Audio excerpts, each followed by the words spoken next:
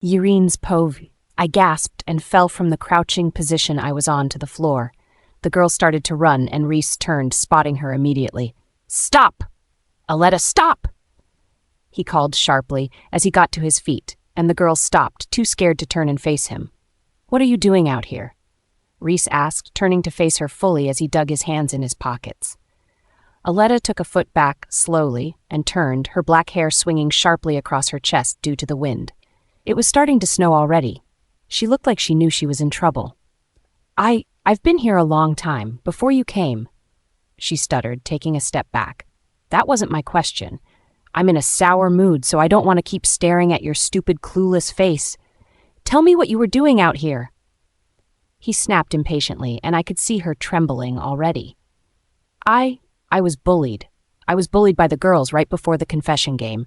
They wanted me to confess to being a weakling and put my name on it, so I ran away and hid here instead. I saw you arrive, but I didn't want to leave since you'd be alert that you weren't alone. She explained quickly as her fists closed over her jacket, squeezing them as if she could squeeze out her fear. "What did you see? What did you hear?" Reese asked coolly. "Nothing," she immediately said, raising her hands up high. "That's the reply you'll give to everyone else who asks you if they ask, and that's the reply you'll give to yourself, but it's not the reply you'll give to me," Reese told her, taking a step forward across the snow slowly. "I saw Urine bend and clean your shoe. I heard you call her your slave." She stuttered, trying her best not to take a step back, while Reese continued to move towards her slowly. "What do you know after seeing this tonight?" he asked, and she paused. "That she is your slave," she finally said timidly, holding her fingers together and turning her gaze to the ground. Reese didn't say a thing, but kept on walking to her slowly until he was standing directly in front of her. I used that opportunity to get to my feet, which took rather a lot of effort, and dusted my backside, which had snow all over it. Reese stared the girl down, and she cowered from the force of his stare. When I hear these words, this news from the mouth of someone else, or when I see a meaningful, loathful stare her way, or when she reports to me about someone else, knowing about our little secret, then your life is doomed. He told her like they were talking casually, then took out a hand and played with her long dark hair. "Say after me, 'My life is doomed,'" he said softly, twirling her hair in his hands. "My life is doomed," she repeated in a shaky voice, and he nodded. "Those bullies of yours would become more unbearable because I will give them my permission to do whatever they want to you, and if you dare transfer, as always, seem to be the solution for you bully idiots, I guess I'll just follow you wherever you go and find you new bullies. I've got lots of money, so I think I might be generous enough to pay them to bully you. They'll definitely like it. What'd you think?" He asked like he was asking if she wanted to go to the park or the pool for their first date. She shook her head immediately and looked up at him with a firm resolve in her eyes. "No one would ever find out what happened here. Not a single person. Not from my lips." She swore to him, and he smiled. By then it had already started to snow hard, and the girl's black hair was filled with snowflakes embedded in them. Mine was worse. My breasts had become a table for the snowflakes to fall on. The wind began to get really chilly, and as we breathed, white mist came out from our noses. "Very good. Then I can be generous enough to help you out. Tell me the names of your bullies, and I'll stop them," he said, and she broke into a wide smile. "Oh my God, oh my, there's Margaret, there's Jenny, there's Flora, there's Maria."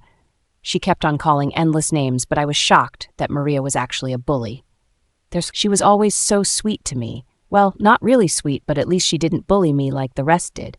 You know what? It's snowing and I can't remember all these names, so just write it in a paper and bring it to me tomorrow.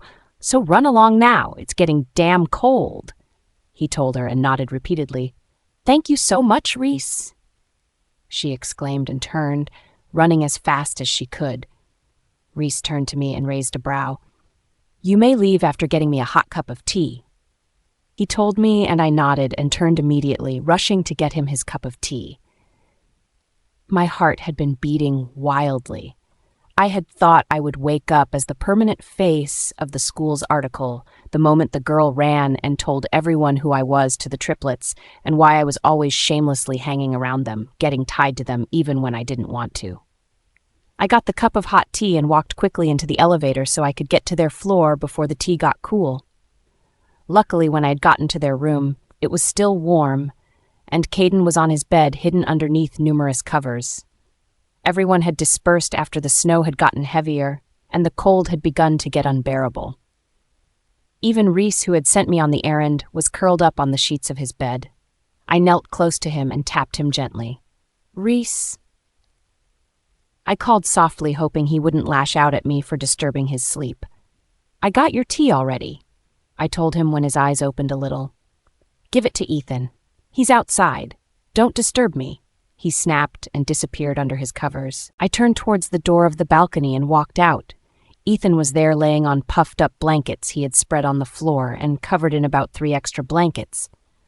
"Reese said to give this to you," I said, kneeling next to him. "Get 5 blankets." He said to me, and I raised my brow. I asked involuntarily, but he didn't repeat himself, so I dropped the cup of tea next to him and did as he had said. I went and got extra blankets from the wardrobe. They were so warm and so nice that I wanted to melt into them. "Here," I told him, but he pointed to the space left where his blankets couldn't reach. "Spread 2 on the floor," he ordered, and I did just as he had said. "Sit and make yourself comfortable. You can leave when you're done with the tea," he said to me as he looked out at the beautiful French city. I did just as he had said and covered myself in the 3 blankets that I had left with me. Even though we were out in the cold, the blankets and clothes I was wearing were sufficient. He passed the tea to me, and I took a hot sip. It burned my tongue as it went down my throat, but the warm feeling made it all seem okay, and I did it again, willing to feel that warmness from deep within me. "What are those?" I asked, pointing to a large bag next to him, trying to find something to say so the silence wouldn't be awkward. He took the bag silently and overturned its contents, and lots of wrapped gifts came spilling out. "Wow, you received all these for Christmas?" I asked, in amazement, and he looked at me. "Where are yours?" "Are? I don't even have one, not to talk of more than one," I corrected as I stared at his gifts enviously. "You have a friend. She didn't give you?" "Well, I didn't give her because I have no money, so I guess it was why she didn't give me one too." "That's sick. It means she didn't prepare a thing. Christmas gifts are not meant as give and take. They're meant for giving away without considering what is gotten in return," he said, and there was sense in his words. Fran had gotten 3 gifts, but she hadn't given a thing to me, and I remembered she had wrapped a beautiful ball pen for a girl she went to a tutorial with after school hours on some days. Then Ethan picked up 3 random gifts and tossed them onto my lap. "What?" "Merry Christmas," he said curtly and turned away. "Merry?" I said breathlessly, but was lost in a sea of gratitude. My heart melted over and over, and I felt something deep begin to grow for Ethan. He was different. "Then Merry Christmas, too," I said, handing him one of the gifts he had given to me. "From me to you," I added, and he stared at it for a while before chuckling and taking it from me. He opened it, and inside were a pair of cute little mugs. "You have one," he told me, handing me one of the mugs, and my jaw fell open. I had just gotten a couple mug with Ethan. At that moment, I began to wonder if I and Ethan could become something more, but I shook the thought off immediately because it seemed preposterous. How could I be attracted to people who would never look my way? It was just straight stupid. I opened the next one and found beautifully arranged pens. Aren't these too much? What if the girl who gave the gift sees it in my hands? I asked nervously, and he raised a brow. "Then you tell her. I bought these with my money," he said, and I burst into laughter. "It's not that easy. I'm a poor girl with no money to get all these luxurious things." "Then you tell them I got a job. I'm a tutor for some rich kid," he suggested, and I smiled widely. "Those are sweet lies," I commented, and he looked at me like he was a little offended. "They're not lies, they're just wise things to say to avoid much stress." He countered, and he suddenly looked so cute that I had to close my eyes. "What's wrong?" he asked, and my eyes flew open immediately. No, don't mind me." I told him and went back to staring at my gifts. I asked a question. You answer it. You looked handsome. I told him immediately and avoided his eyes as a hot brush crept to my cheeks. He gave a light chuckle and it made me chuckle in return. I opened the third gift and found chocolate I never hoped to eat in all my life. I immediately took one out, tore the wrapper apart, and broke it into two, giving it to Ethan. So if it's laced with a love potion, I wouldn't be the only one to fall in love with the giver of the chocolate. I said with my hand outstretched, and he chuckled again before accepting it and taking a bite. It was my first time seeing Ethan chuckle more than once in a day. Some days he didn't even smile at all, and I wondered how he always managed it. Then he took the wrapper from my hands, studying its name, and I smiled as I bit into mine. It was fun being with Ethan, who did not for us see me as being lower than himself. Even Fran didn't do that. Ethan started to open his boxes, and I watched him do it patiently. In one, he took out a little necklace with a beautiful heart-shaped pendant and turned to me and studied me. No, I don't. I was saying, but he had already leaned in close to wear it on my neck. My breath seized, and in that moment I felt we could kiss. Urine's pauvre. I closed my eyes so I didn't have to see his face so close to me. Even his touch was electric. As his fingers brushed lightly over my neck as he tried to put on the necklace, I wanted to sink into him. I wanted to hug him and inhale the sweet, intoxicating scent of his perfume. I wanted us to sleep in each other's embrace for the night, but of course, those were dreams I wasn't supposed to have, and paths I wasn't supposed to stray onto. If I knew I wanted to be all right at the end of the day, then I had to be careful not to fall for any of the triplets, as it only seemed like they shook up my little heart each day. Even earlier, Reese had been very cool when he had told Aletta that if he saw a disgusted look thrown my way, or if I reported anything to him concerning the matter, he'd make life hard for her. Even if he was cruel, annoying, and quarrel-loving, those words were such that had never been said to me in all my life. No one had taken my side in such a way before, in such a way that made it clear that I was going to be on the winning side.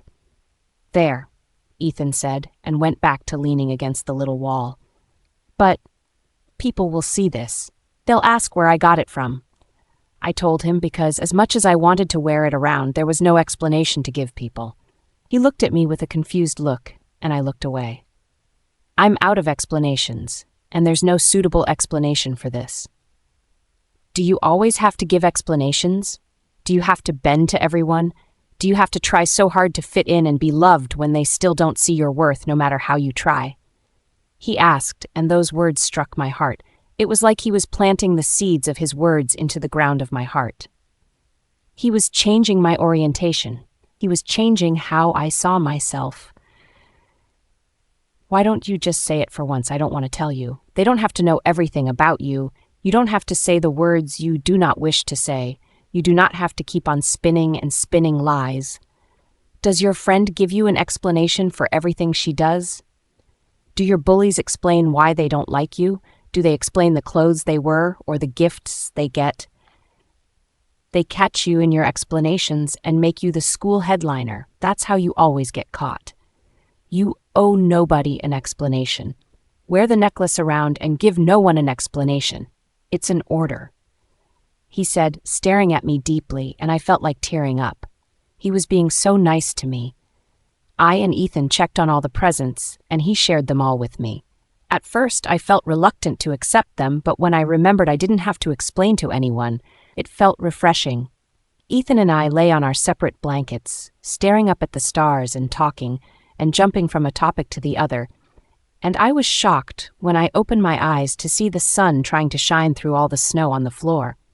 "God!" I shouted, and made the effort to sit up. Ethan was no longer there, nor were his blankets. I was the only one with the blankets I had taken and the mug of tea. I stood up hastily and picked up the blankets, trying to fold them as best as I could. Freaking Urine. You spent the night away from your room. You spent the night in the triplets' room, sleeping next to Ethan. Oh my God, you literally slept with Ethan! I shrieked and immediately covered my mouth, looking around to see if anyone had heard me speaking or saying anything of the sort. After folding the blankets, I peeped through the door hole and saw their room was empty. Then I walked in hurriedly, dropped the blankets in the wardrobe, all the while hoping that the door wasn't locked. And after that, went to pack up the gifts Ethan had given to me the previous night, stuffing them into a black bag I had found lying uselessly on the floor. Then I took in a deep breath as I tried to open the door, hoping it wasn't locked. Luckily it wasn't, and I slithered across the corridors like a snake, watching carefully for anyone who could recognize me. I took the elevators down to my floor and pushed the door open. "Fat Urini, where have you been? You didn't spend the night here yesterday." Margaret snapped at me, and at first my heart skipped. I could feel it sprouting wings ready to fly, but then I stopped as I remembered Ethan's words. "You owe nobody an explanation." It suddenly struck so much pride in me that I just strode across the room, past them, and plopped down on my bed, heaving a sigh and taking out my phone. "Did she just ignore us?" Asha asked, pointing to me, but I paid no heed. "Urini, where were you last night? Can you tell me why you care? Why do you want to know? Are you my mom?" I suddenly asked, and wondered in amazement who the girl that had just spoken was. "Did you just hear her? She's asking for it," Margaret said, getting up in a frenzy, trying to advance on me, but Jessica and Asha held her back. "No fighting. We'll get scolded. Worse, sent home," Jessica cautioned. "Get a grip, Maggie," Asha added, pushing her backwards, and Margaret gave a frustrated grunt and pushed them off her. To be honest, I was scared. What if they decided to set me up because I had been rude? What if they hit me, or worse, broke something in my body, or share it to the whole school that I had spent the night out of my bed? That would be a real disaster. Just then my phone beeped as a text appeared on my phone. "Reese? Caden?" My finger lingered over it, unwilling to click on it yet, and it felt like ants were racing up my chest. Anytime a text message dropped into my phone, it was never good. It was always something humiliating. Finally, I clicked on it, and a little balloon burst in my mouth as a sigh. It was Fran. "Why are you always in your room when everyone else is out?" she had written, and I smiled. "Where else would I be if not in my room?" I asked, and she gave an emoji that was rolling its eyes. "Anyways, stay there. I have a lot to tell you. I got 3 gifts. 3. Urine," she wrote, and I smiled. I'd have felt bad if she had sent this to me on a normal day, but I hadn't. Why? I had been given more than 3 gifts. I had been given triple the amount of the gifts she had been given. Francesca came to my room smiling. She greeted Jessica and the rest, although they weren't smiling. Then she plopped down on my bed, all smiles, and took out her gifts. One was a little teddy bear she could attach to her phone. Another was a pair of glittery earrings, and the last was a pair of shoes. "Wow, they are beautiful," I exclaimed, picking up the earrings and studying them. "What is this? It wasn't on you yesterday," Fran said, touching the lonely necklace Ethan had given to me. "Oh, someone gave you a gift? A gift as good as this?" she asked, and everyone's neck turned towards us. "Yes," I admitted, and she looked shocked. "Who?" "I don't want to tell." "What?" "It's just, I want it to be private, secret." "When did we become like this?" "I just don't want to tell." "Do you have to force me to tell?" "Isn't that respecting what I want? If I don't want to tell anything, I don't have to tell it until I actually want to. I just don't want to tell," I said in a rush, and she blinked at me, looking at me in a new light. "What happened to you?" Fran asked. "Exactly. You should check your friend. She's been getting some bad influence." Margaret spat. "That's what you call bad? I think it's good."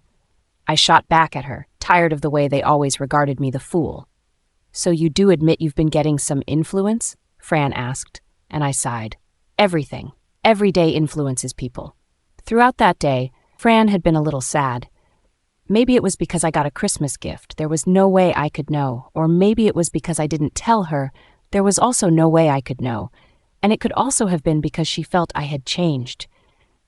I had always dallied to Francesca's tune. She had been my only friend, so I had done all I could to keep her. I used to dote on Jessica too, but not anymore.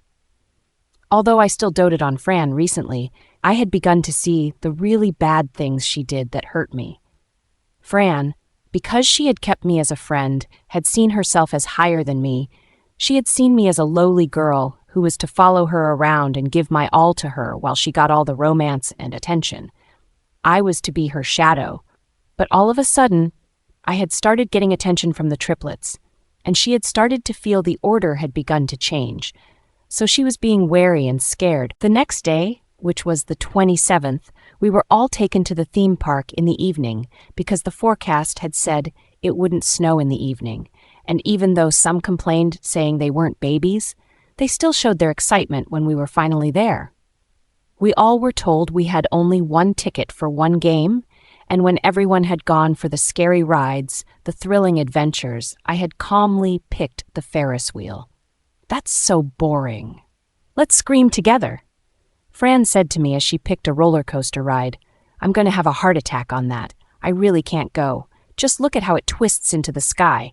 Seriously, that is just like killing me, I told her, and she laughed. That's the thrill of it. The feeling that you're going to die, Fran screamed into my ear. Don't take the most boring ride. No one would take it. She continued, but it was fine with me. If I could look at the beautiful sky while riding the Ferris wheel, then it was fine with me. Just as Fran had said, I was the only one who had applied to ride the Ferris wheel, and I was ushered in by a teacher, only to meet Caden inside. I coughed and tried to leave, but the teacher stared at me like she wondered what had suddenly gotten into me. I was pushed in and sat opposite Caden. When the ferry was all set for leaving, it started to rise higher, and I felt so uncomfortable being alone with Caden. I had thought no one would go for the Ferris wheel as Fran had said, and truly no one had gone, all except for Caden. Why Caden? I would have thought it was more of an Ethan thing. You know, just sitting there, staring at the sky, stuff like that. Already, it was evening, and I was awaiting the stars to start peeping out. It was just that Caden was the wrong person to see it with. And speaking of him, I began to wonder why he was so quiet, which was really unlike him. I turned slightly to steal a glance at him and saw, to my uttermost shock, that he was staring at me. Pov, I cleared my throat instantly as my eyes fluttered away. I heard you got a ton of nice gifts, he said, speaking to me for the first time, but I couldn't say a thing. Am I wrong? You got no gifts then? He asked, and I shook my head immediately. I got gifts. From who? He asked, and I looked at him in the eye. He knew, so why was he asking me again? Was he recording me or something? Ethan, I replied him confidently. You must have expected gifts from Reese and I as your employers then, he said, looking out of the glass. No, it was... Oh, it's just me, right? Ethan gave you a ton of gifts, and Reese has given you 2 costly hairpins, so I guess it's just me, he said. No, I'm not expecting any. I was saying, but he held up a hand to stop me, and I held my peace. He put his hand deep into his coat and brought out something black. Wait, what? Caden is giving me gifts? My mind immediately turned into a messed-up workshop with thoughts running every which way, and I was unable to catch any of them. It turned out to be a beautiful little black bag that I was sure could fit in my books. He wanted me to wear it to school. Wow. I examined softly as I ran my hand over it. Wow! I exclaimed even louder when I saw my name had been scribbled on it in beautiful cursive letters, Urini. There was no way I was going to wear all the stuff they were giving me to school without anyone noticing me, but then they were too beautiful for me to just leave them staying idle like that without being in use. I was supposed to give you a bag on Halloween. Do you perhaps recall? He asked, and I nodded. I recall. Thanks a lot, I said to him. I hadn't expected him to give me the bag, and it was so nice to know that he had it in mind. I and Caden stared at the stars as the Ferris wheel went upwards, and we happened to see a shooting star. He shouted and immediately clasped his hands together, and I did the same, making me wish. Make life better for me. I wished, and turned to see Caden still had his hands clasped together and his eyes closed, and I had to try very hard not to laugh. He had been so shocked when he had seen the star and had immediately become cute. I wondered what his wish was to be as long as that, but when he smirked and opened his eyes, I knew it was something nasty, and I hoped the subject of that wish wasn't me, and to whoever Caden wished on a star to torment, I gave them my condolences. The ride on the Ferris wheel had been great, but an hour later, my spirits were plunged down the depths of sighs. We were split in groups of 2 to make something beautiful for New Year, something everyone could see and exclaim in delight, and I just had to be paired with Reese once more. Why was he obsessed with me being his partner so he could torment me? During bungee jumping, too, he'd made sure I was his partner. Why Reen? I suddenly heard Reese ask, and I raised my head. He hadn't wanted me? Why, Irene? Did you want somebody else? Miss Taylor asked. No, the bungee jump? It's because you both were so good together. That is exactly why I put the both of you in one team. You helped Irene overcome her fears, and she took the leap. Miss Taylor told him with a smile. I didn't take the leap, he pushed me. How I longed to say those words, and then Reese turned, staring at me like I had something to do with it when I hadn't. Later that night, Reese and I met up to discuss what we were preparing. So, preparation for New Year, blah, blah, blah. I really do not know what we're going to do. Why? I've never been one for all these stuff. So, Reese was saying casually, trying to get himself out of it. We can act a playlet with just 2 characters, I suggested, and he shot a disgusted look at me. Act a playlet with you? What do you want to act? Pitch Perfect, Fat Amy, and Bumper? He asked, teasingly. AMD I sighed. Then a song? Have you ever seen me sing? Well, then what do we do? I asked, staring at Reese, who was totally uninterested. He looked like he didn't care whether or not we brought something creative for New Year. I already told you this is not my kind of thing, so if you want to do it, you do it yourself. He said, and honestly, if he wasn't Reese, I'd have loved to punch his face, scream at him, and tell him he was being immature. Not everyone was creative, but at least they were all trying. I could see other partners from where we stood, trying to solve their problems and what they were going to get. But we just stood with Reese, who had suddenly gotten an apple from nowhere and was eating it deliciously. So, if I do it myself, will you be with me? I asked, staring at him desperately. Or about we make a shoe of a human turning into a dog. I'll turn you into a dog. You'll go on your knees and lick my shoes, he said without any sign of humor in his face. I asked and took a step back. You look like a horrible donut right now, so step away from me, he said, and I swallowed. I had forgotten how much it stung whenever Reese flung careless words at me. Okay, I told him, and then he suddenly turned to me, coming close. People dig New Year kissing scenes in movies. Should we create one? He asked as he came to tower over me with a smirk on his face, and I gulped. Create a kiss scene? Irene's POV. Why were the brothers doing this me? Why were they bent on making my little chest go wild? Reese bent with that same smile lighting up his eyes. Could it be that you do not know how to act in a kiss scene? He asked, still close to me, and I took 2 steps backwards. I doubt the school will accept that. I muttered immediately, refusing to meet his eyes, but he came closer again. We're the last to present. Everyone is watching with mouths open. It's almost New Year. I start to count down, and then immediately the screams ring out and the fireworks blast into the sky. Everyone screams, Happy New Year, and we kiss. It's going to be beautiful. He sighed and continued to talk about it like he really wanted it to happen. No way. Yes way. You asked for what to do, and I am bringing a suggestion towards you, so it's better you accept it. Find something to do yourself, or leave our partnership the way it is, he said, and my mouth fell open. He wasn't really expecting me to kiss him, was he? He wasn't really serious, was he? As much as I would have loved to kiss him, it won't just make the whole school my enemy. It would make other schools, too. The triplets were not just popular in our school alone, and I might eventually be a victim of physical bullying. Are you thinking of what it's going to feel like? He asked, and I shook my head frantically. No, I'm not. Tell me, have you ever kissed a boy before? He asked, taking my hand and pushing me to sit on a snow-covered pavement. Why are you... come on. You are my partner. I have been forced to stay with you, so you have to make yourself not boring but interesting so I can stay with you, he said sweetly, and that creeped me out because Reese was never sweet. He was devilish. So how do I make myself not boring? By telling if I've kissed before? I asked, and he nodded. He must have gone nuts. How would my lip status, virgin or not, make me interesting? Or was he? Was he in the mood for... I hadn't intended to look at him, but for some reason my eyes trailed down to his zipper with large eyes. Hey, what are you thinking? He suddenly asked, delivering a swift knock onto my head. I didn't think anything. I really wasn't thinking about anything. tomorrow morning. You get me a coffee, and you're going to get punished for even daring to think I would. Geez. Gosh, we will meet tomorrow.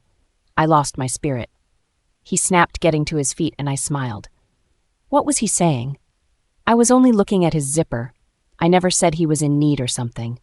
It was when Reese had left that I finally noticed the billions of eyes that were on me, and I swallowed and sat back thinking of a killer idea to trump over Reese's. Hey, Francesca said, coming to be. That I knew what she wanted to talk about. It was definitely Reese, and I didn't want to hear anything about that at all. Not that late at night. I couldn't start listening to daydreams when I had things to do, could I? Hey, I'm going to sleep. See you tomorrow, I said cheerfully and started to walk away, but oh my God, she followed me. What was her deal? You know how I always talk about Reese? I think I've really fallen for him now. I'm head over heels and madly in love with him, and that's why I need you, Urine, to matchmake us. He seems to like being with you a lot. Maybe you can hit me up with him. She said, and I rolled my eyes. Can anyone hear her blabber? What the heck is she saying? The last time I had helped Fran, God knows I suffered for it. I had ended up thanking Reese for a hairpin like I was a church rat. Maybe if I helped her once again, he'd make me beg him for food in front of everyone. Reese and Caden were capable of doing anything. They weren't like Ethan. Oh, that reminded me of Ethan and our last encounter. I had seen him all around, but he had not said a word to me. What am I saying? Ethan barely says a word. But then he laughed with me that night. Urine, Fran said, waving her hands in front of me. I'm asking you about Reese and you're thinking of someone else? Wait, this is as expensive as the hairpin. Did Reese give you this? She asked, touching the necklace on my neck. No. Oh, come on. This looks like something only the triplets would afford, she said, and I rolled my eyes. It hadn't even been the triplets who had bought it. It had been given to Ethan as a Christmas gift, and so he had given it to me.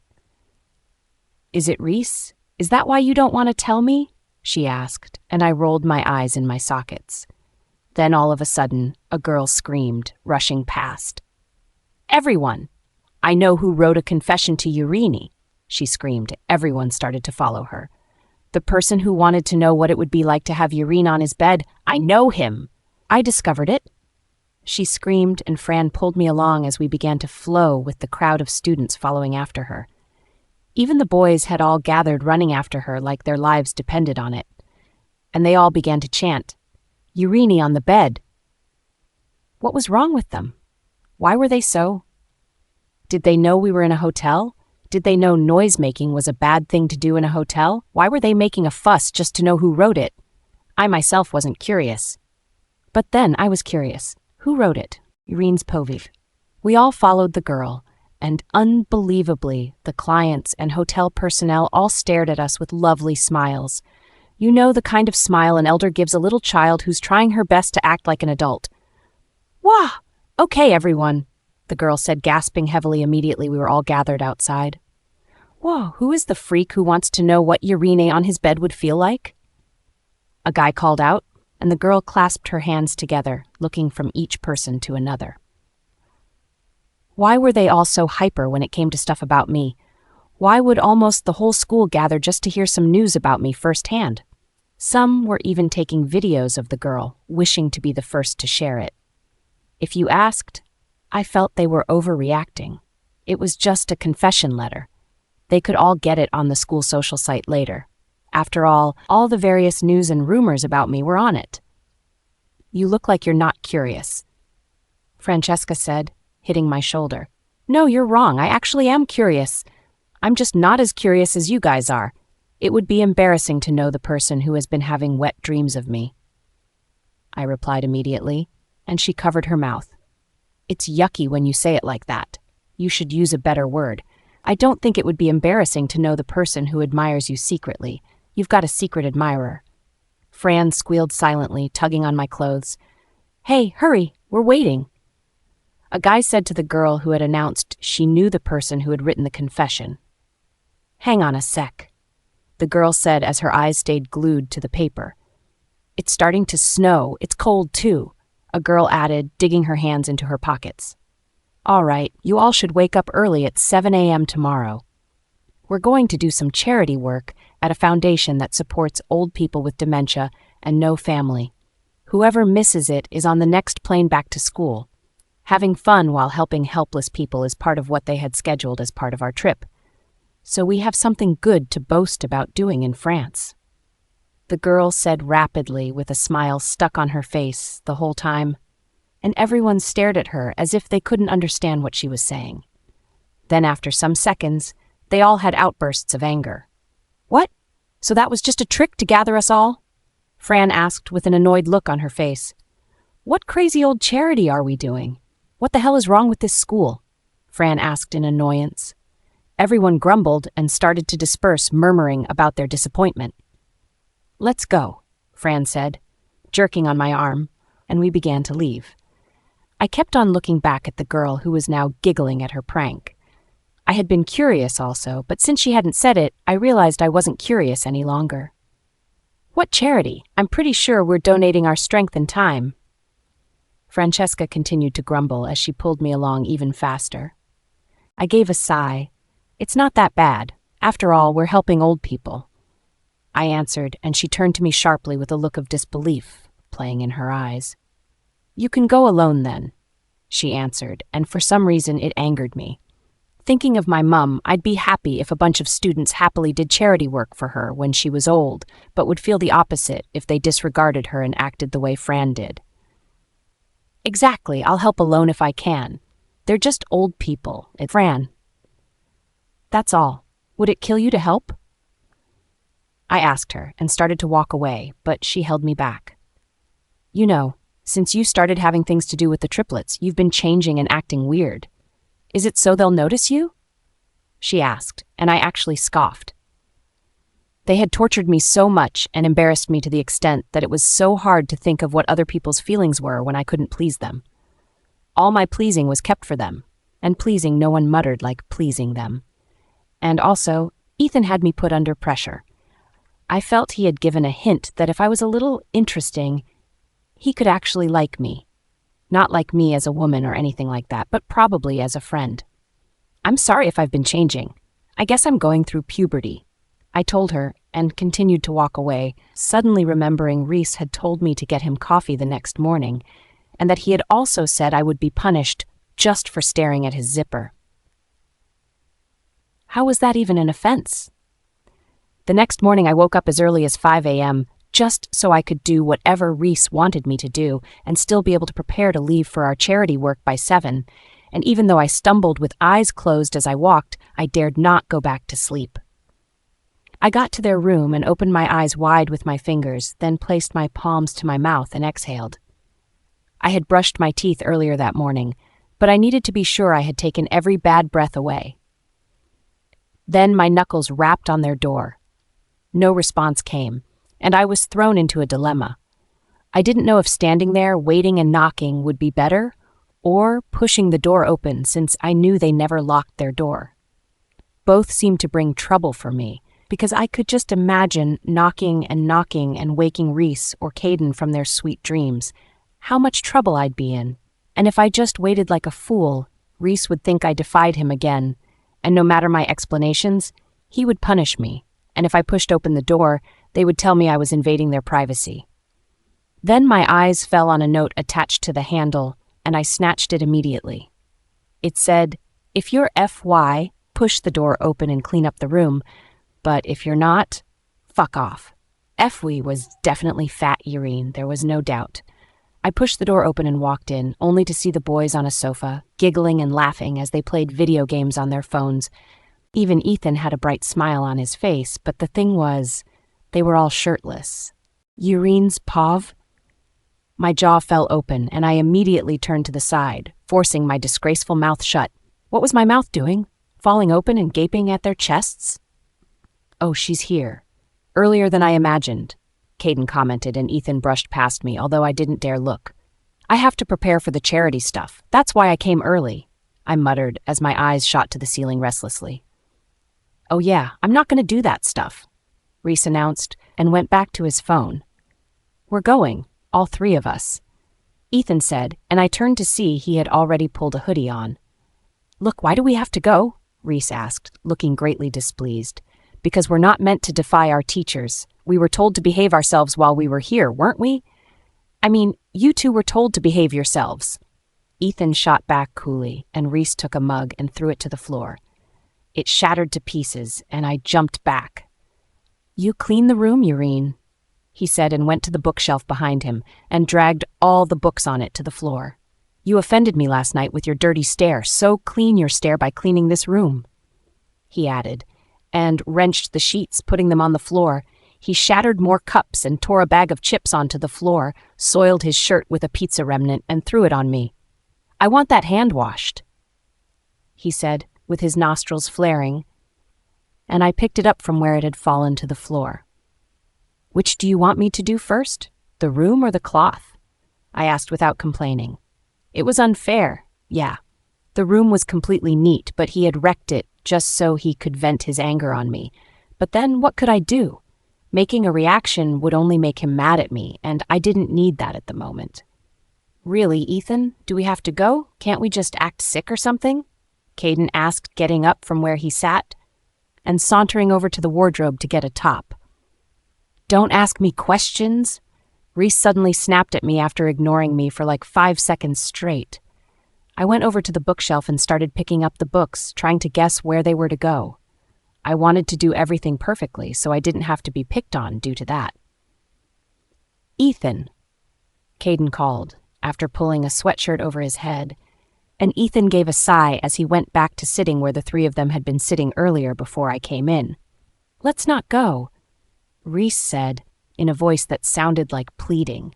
It felt so weird to hear them subject to Ethan, but at the same time, it was delightful to hear that there was someone they could actually beg, someone rational and not as ruthless as them. "Why are you smiling?" Caden suddenly shot at me, and I shook as I had not expected him to jump on me all of a sudden. "I wasn't," I started, and he raised a brow. "Is she mocking me?" Reese asked, and I immediately turned to face them with my hands in the air. "No," I countered hastily. "She was mocking, right?" Reese asked with his nostrils flaring. No, I could see it all going the wrong way. "Why would I mock you? Do I actually have a reason to? I was just thinking about something."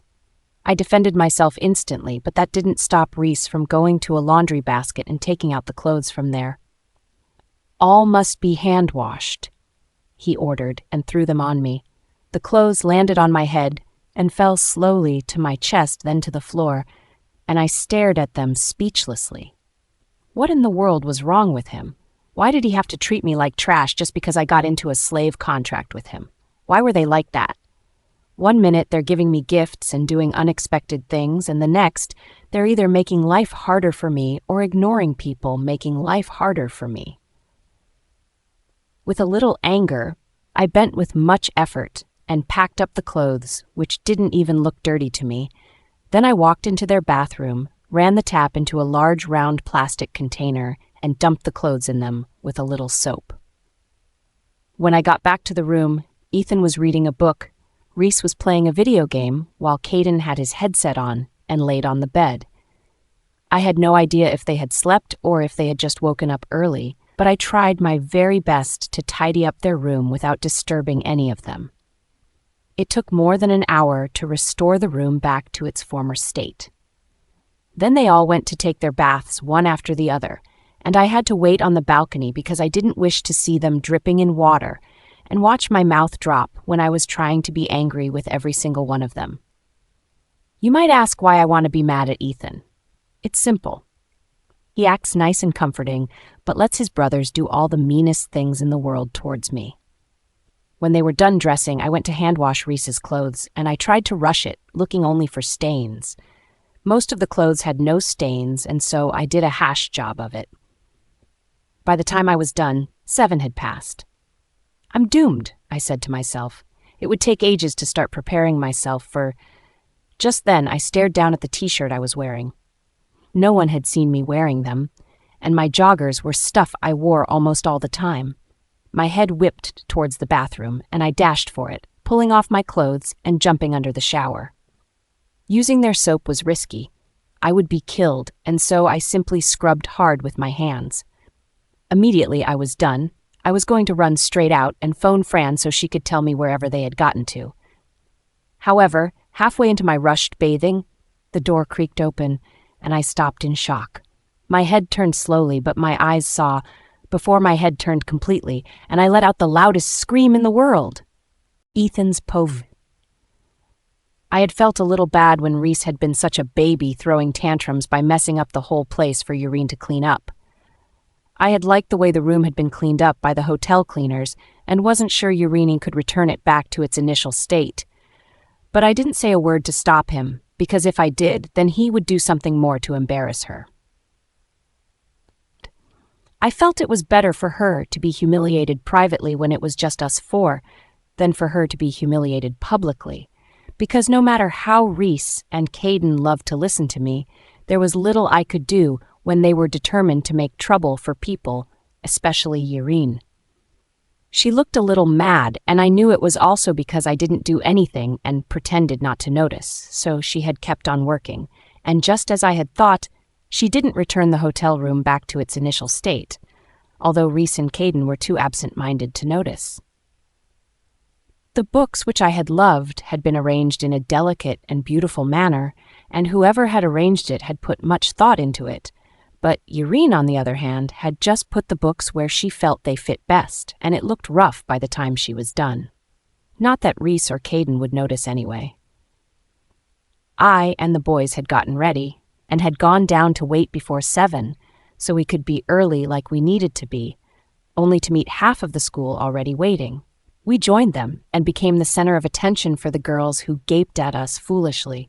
They did the same thing all day, all the time, and it made me wonder if they weren't tired of staring. Reese and Caden seemed to enjoy it, but I didn't. 5 minutes to 7, the rest of the school came in groups of 2s and 3s.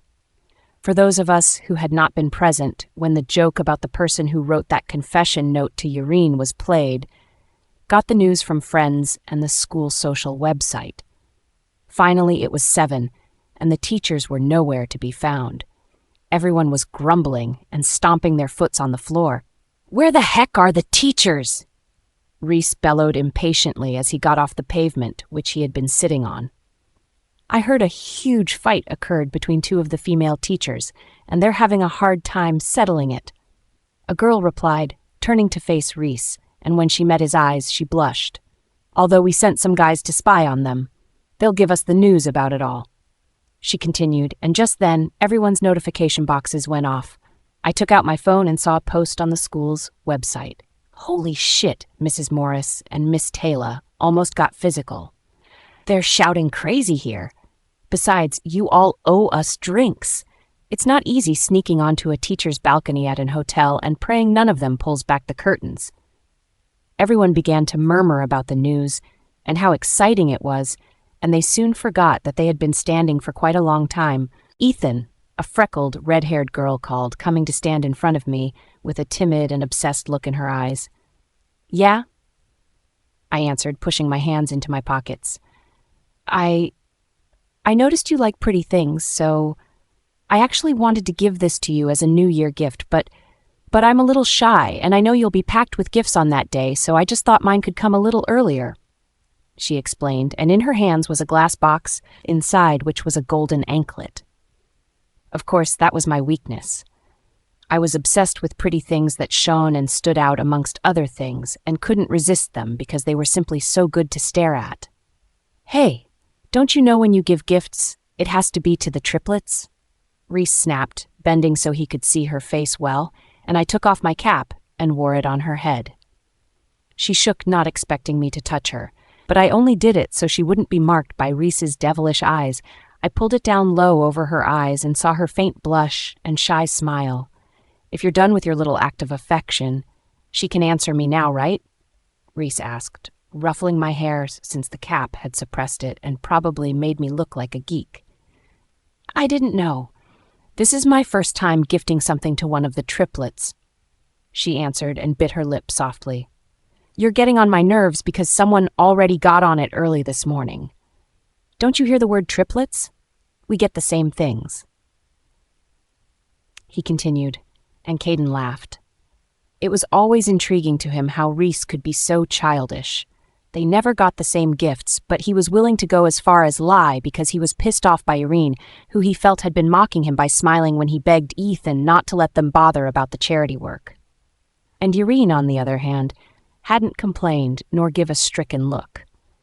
She had done everything he asked, and whether or not it got to her, he didn't know.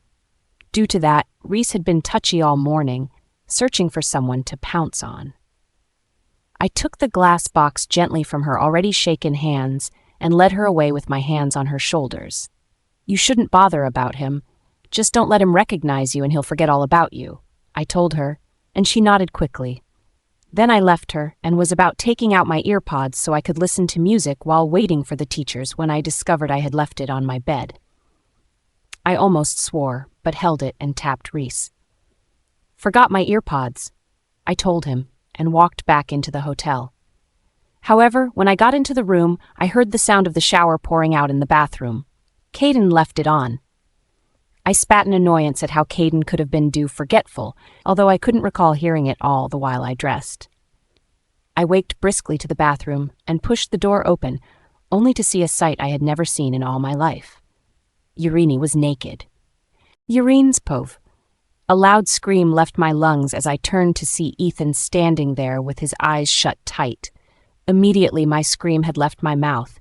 He took steps backwards and closed the door while I grabbed a towel immediately, not minding whoever owned the towel. My hands were shaking, and the towel was already wet from the water pouring from the shower. I turned the shower off and stepped back, shivering and biting my lip hard. How did it happen? They were supposed to be on their way to the home for old people with dementia. So what was he doing there? My heart was beating loudly in my chest, and I felt like crying. I didn't know if he had seen anything because his eyes had been closed, but it was embarrassing. How was I to face him? How was it to speak to him ever again? All my extra folds of fat from behind. He had seen them. I wanted to scream out loud and die there in the restroom, but I couldn't. Oh my, Irene. This is such a disaster, oh gosh! I exclaimed and started to pace around the restroom. Was he still there? Was he waiting for me? Did he want to talk to me? What did he want to say? I covered my face with my hands and whined, and just then I heard the door open and stopped to listen better. It closed, and there was silence. I heard nothing. Did he leave? I immediately hung the towel back and struggled into my clothes, which became wet due to the liquid on my body and hair, then went out the restroom door only to meet Ethan sitting on the couch. My heart plunged down a cliff in that instant, and the silly thing I did was to turn around and attempt to get back into the restroom. Stop, Ethan said, and although my neck didn't turn, my eyes did. They shifted to the left even though I couldn't see him. I believe you have a lot to explain, he added, and I was forced to close the restroom door and go to sit in front of him. Okay, I know it looks bad and rebellious, but can you not tell anyone? I asked even though I was feeling shitty that he had seen what no one else had seen, well, except for my mother. That's not the explanation I want to hear, he said coolly, but I couldn't meet his eyes. When I was done with the work, it was well over 7, and I knew I wouldn't make it in time to go all the way to my room and prepare myself, so I just thought I'd take a really quick bath here. That was all. I explained hastily, hoping he wasn't going to get mad. Oh, a quick bath, and steal our clothes as well. No, I was planning to wear these same ones. I corrected immediately, shooting my hands out and meeting his eyes for the first time since I left the bathroom. These same ones? So, you're going like this? He asked, sweeping his eyes over me. Well, not anymore, I was saying, but he stood up and walked towards the wardrobe. I watched him pull out a large hoodie. He walked back to me and threw it on me. I guess you can manage your pants. I'm afraid we don't have your size, he said and left for the door, and before he closed it, leaving the room, he stopped. By the way, I didn't see a thing, he said and left, closing the door gently. I wanted to believe him, so I did. After all, his eyes had been closed. He had probably seen my back and immediately closed his eyes and remained there out of shock. His brain had probably been trying to comprehend what was happening at the moment. I dressed up hastily and dared to use the blow-dryer before running out, and all the while as I ran, I feared I would ruin the hoodie because it was rather stretched on my body. However, To my surprise, I met the students all standing and grumbling at the side of the hotel. "Irene, what took you so long?" Fran asked, walking towards me. I left my room very early only to sleep off behind the hotel. I lied, pulling off a look that suggested I found myself unbelievable also. "Seriously?" she asked, with a raised brow.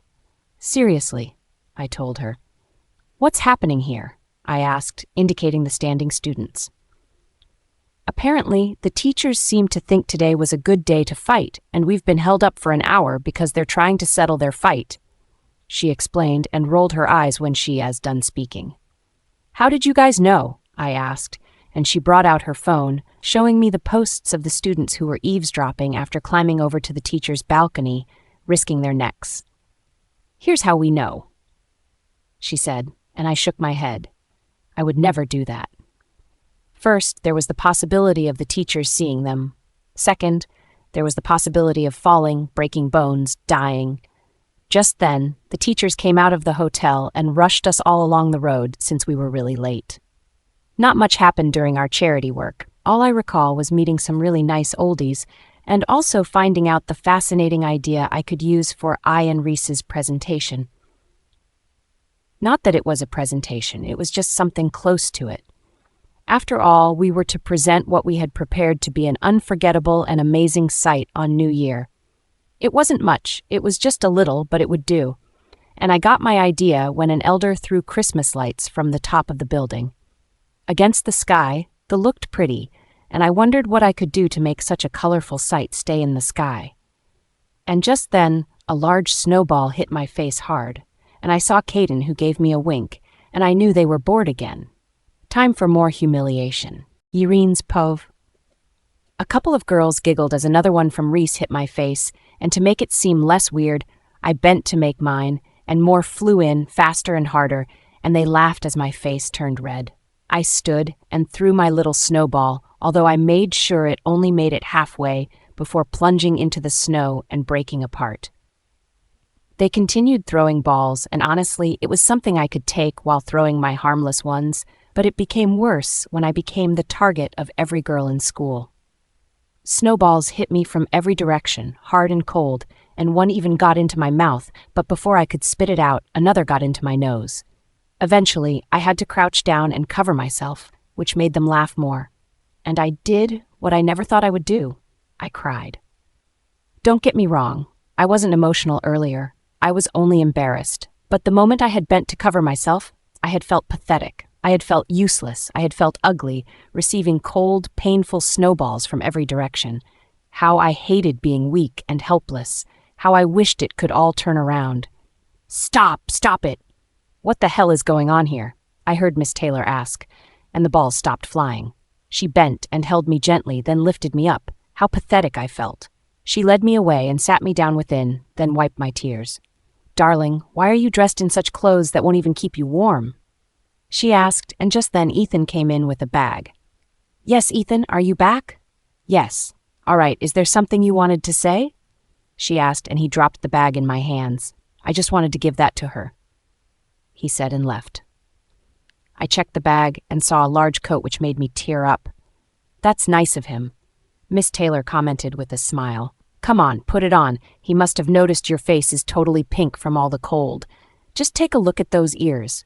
They're red, she said, getting up and taking out the coat. I was indeed cold, but what could I do? It was all Ethan had given me, and it was probably going to keep him warm, but not me. Underneath the cost was a mitten and a pom-pom hat and woolen socks.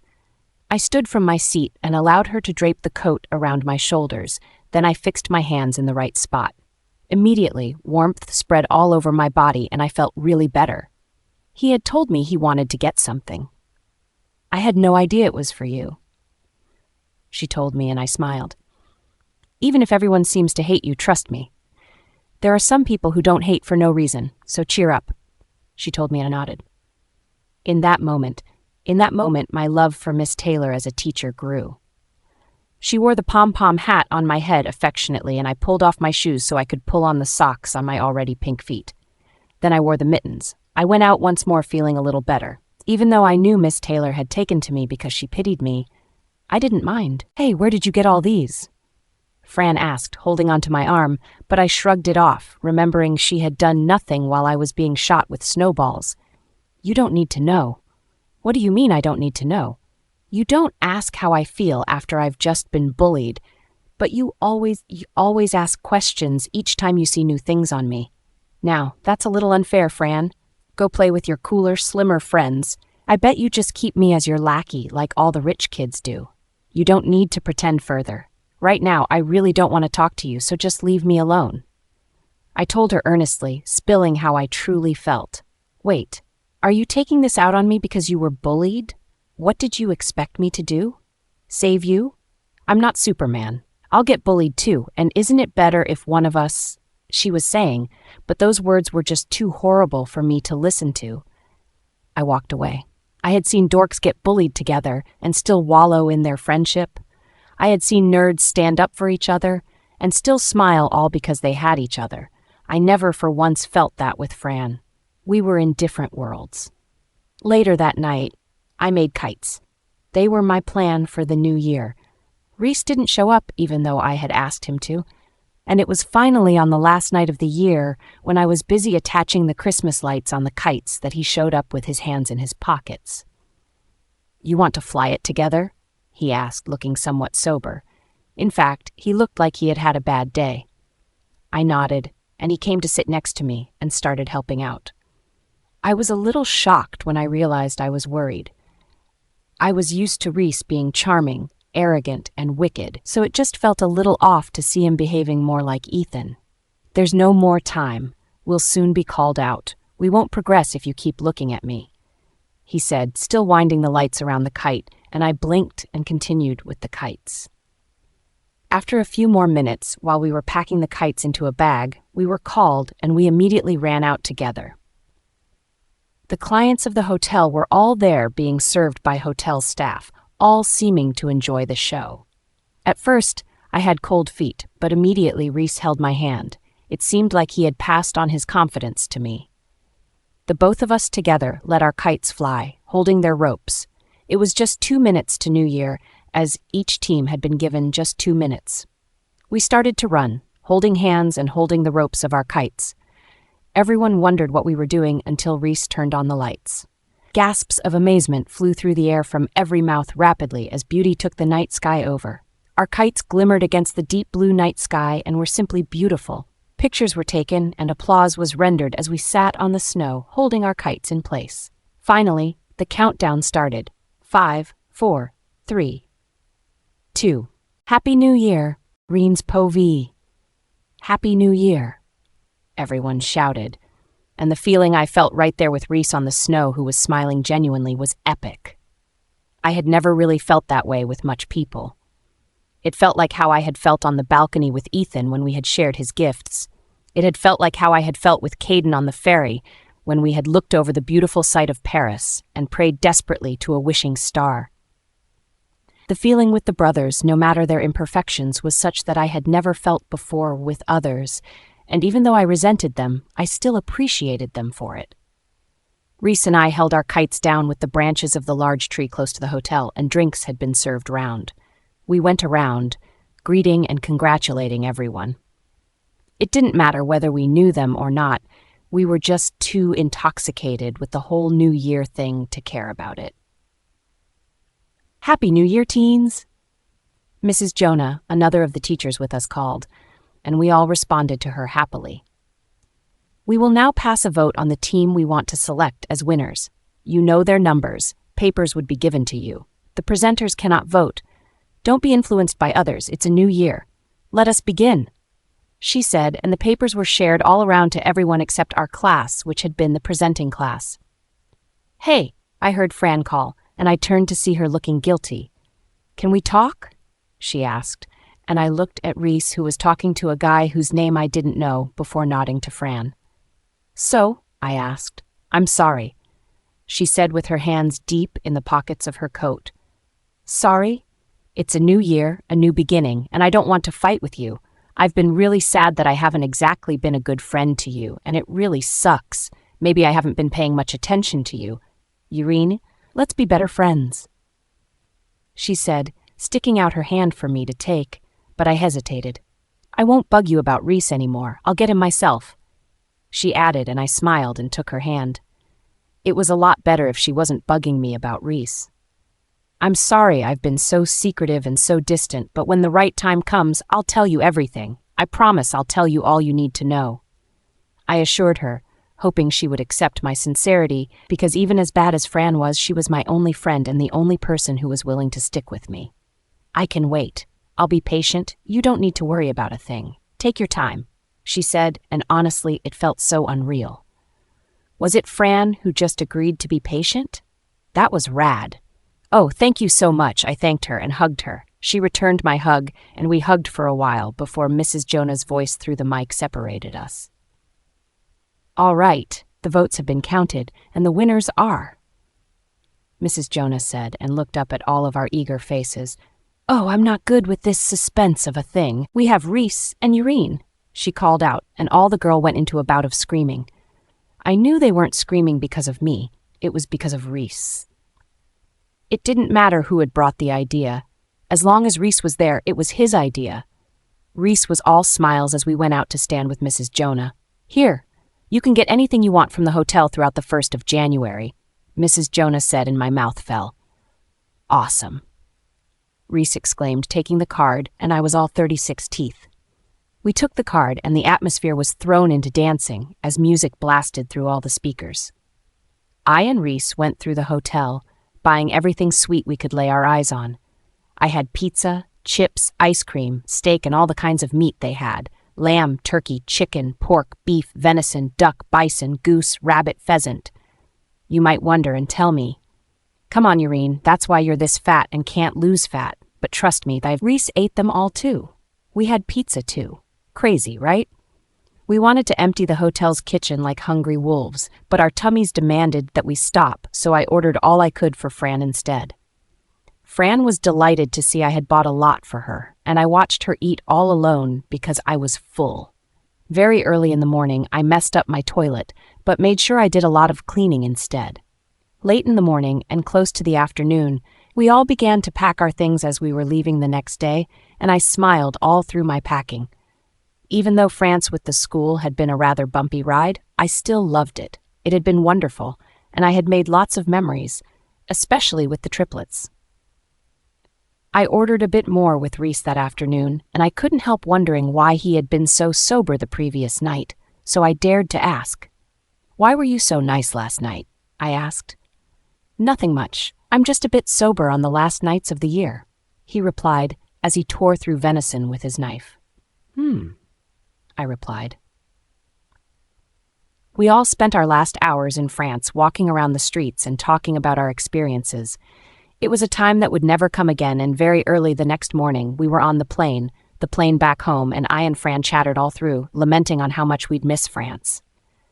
And finally, our plane touched ground, and we all filed out.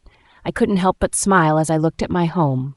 Home sweet home. Urine's Pove, the worst. Urine?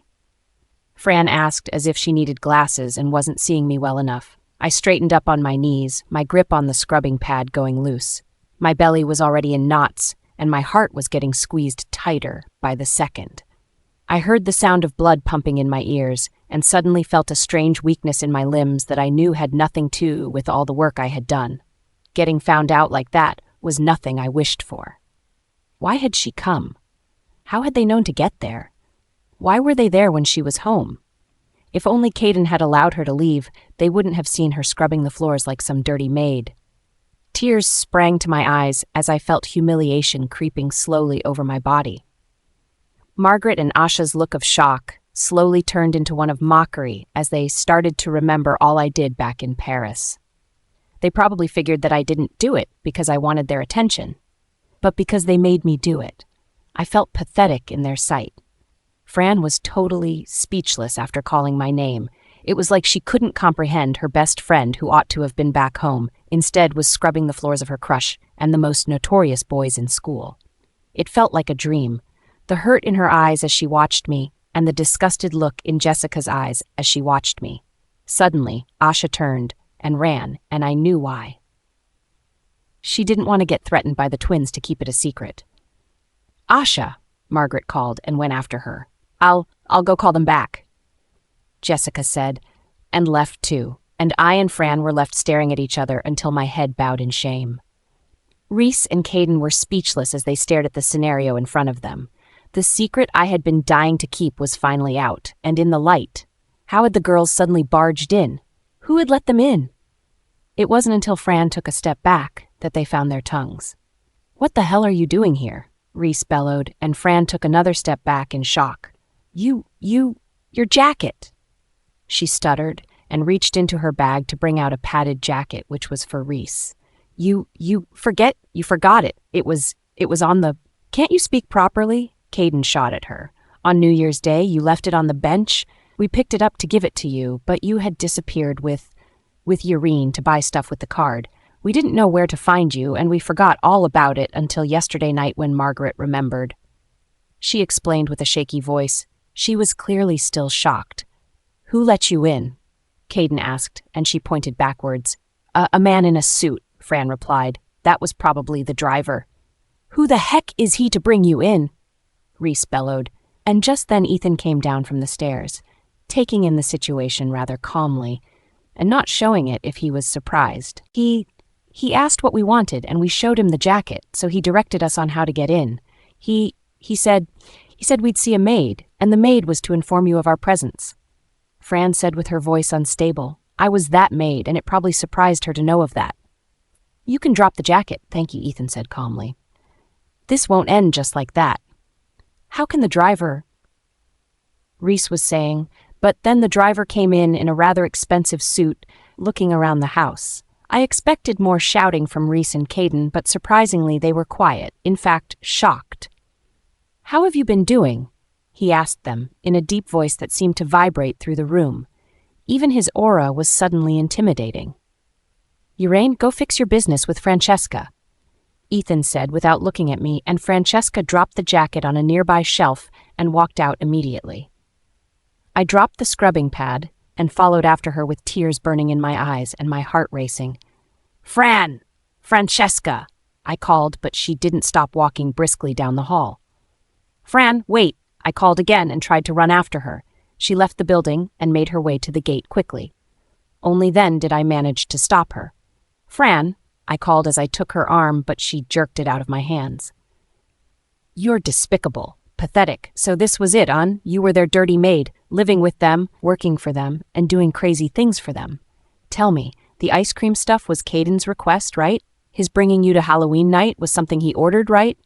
All those hairpins from Reese, it was, God, they were humiliating you, because you're pathetic, Yareen."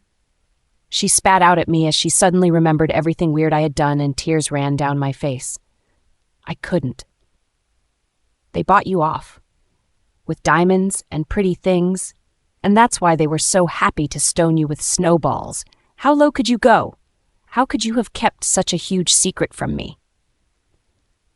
You said you'd wait.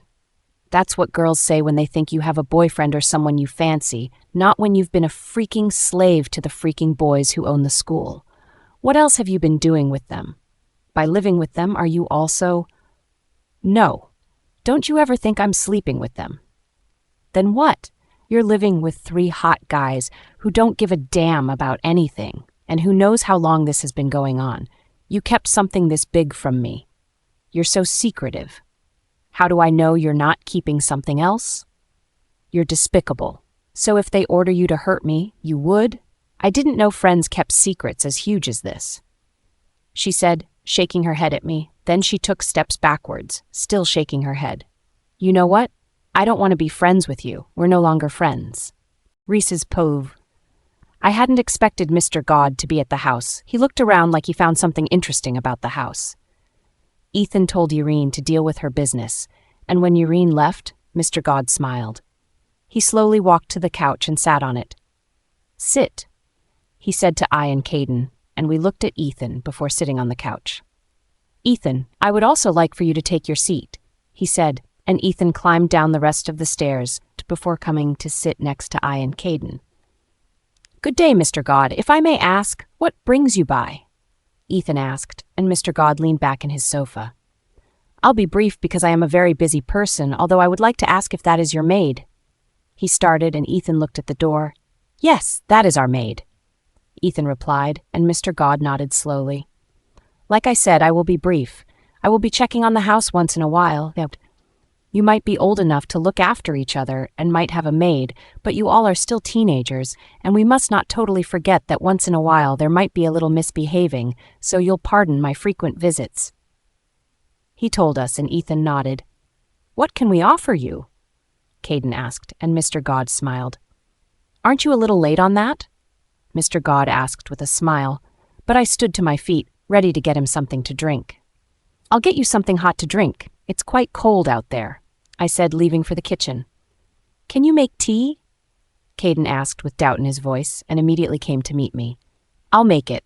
Just go and sit, Caden said, and went to the kitchen instead, but I chose to follow him.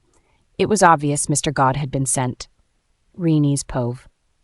Fran, I called as she turned to leave, and she turned back with fury in her eyes. Don't ever call my name again. You do not deserve to let my name out of your lips. Like I told you, we're no longer friends, so cut the crap. I can't be friends with someone who suddenly has mood swings and does things she can't explain. She shot back at me. I can explain. Honestly, I can. I pleaded, but Fran left without turning again. How I felt at that moment was something hard to explain. It felt like my heart was sinking slowly, and it was such a heavy feeling in my chest. My tears fell rapidly as I watched her go. It was then I realized how much I cherished Fran. Even though she had her issues, Fran was one of the reasons I could put up with everything. Her crazy approach to everything and her careless laughter, her always high spirits that constantly infected me. She was the only friend I had, the only one who was willing to stay close to me, the only one who would put up with the shame of being my friend. I broke down right there crying because I really didn't want Fran to leave. School was going to get a lot tougher, and I knew it. It was just the start. I stayed there crying for a while until I reasoned it won't be good for anyone to see me that way. So I went towards the back of the house and sat there, waiting for time to pass. After a long while, after wiping my tears, I returned to the house. The triplets were all there in the living room, but it appeared that the man who had been so intimidating had left. None of them asked me how I felt, nor did I expect them to. I scrubbed the floor twice as hard out of the abundance of my sadness, and when I was done with everything, I prepared to go to see my mother. I'm leaving. I need to see my mother. I told them, and Ethan simply nodded without looking at me, and I left. I took a quick cab to the hospital, hoping she wasn't sleeping at the moment. I had taken fruits and muffins I had bought from the hotel in France on the first day of the year with the intentions of giving it to her. I got there not long afterwards and was led to her ward. How's she doing? I asked, staring at my mother through the little glass on the door. She's doing better, that's all I can say, the nurse replied, and I sighed.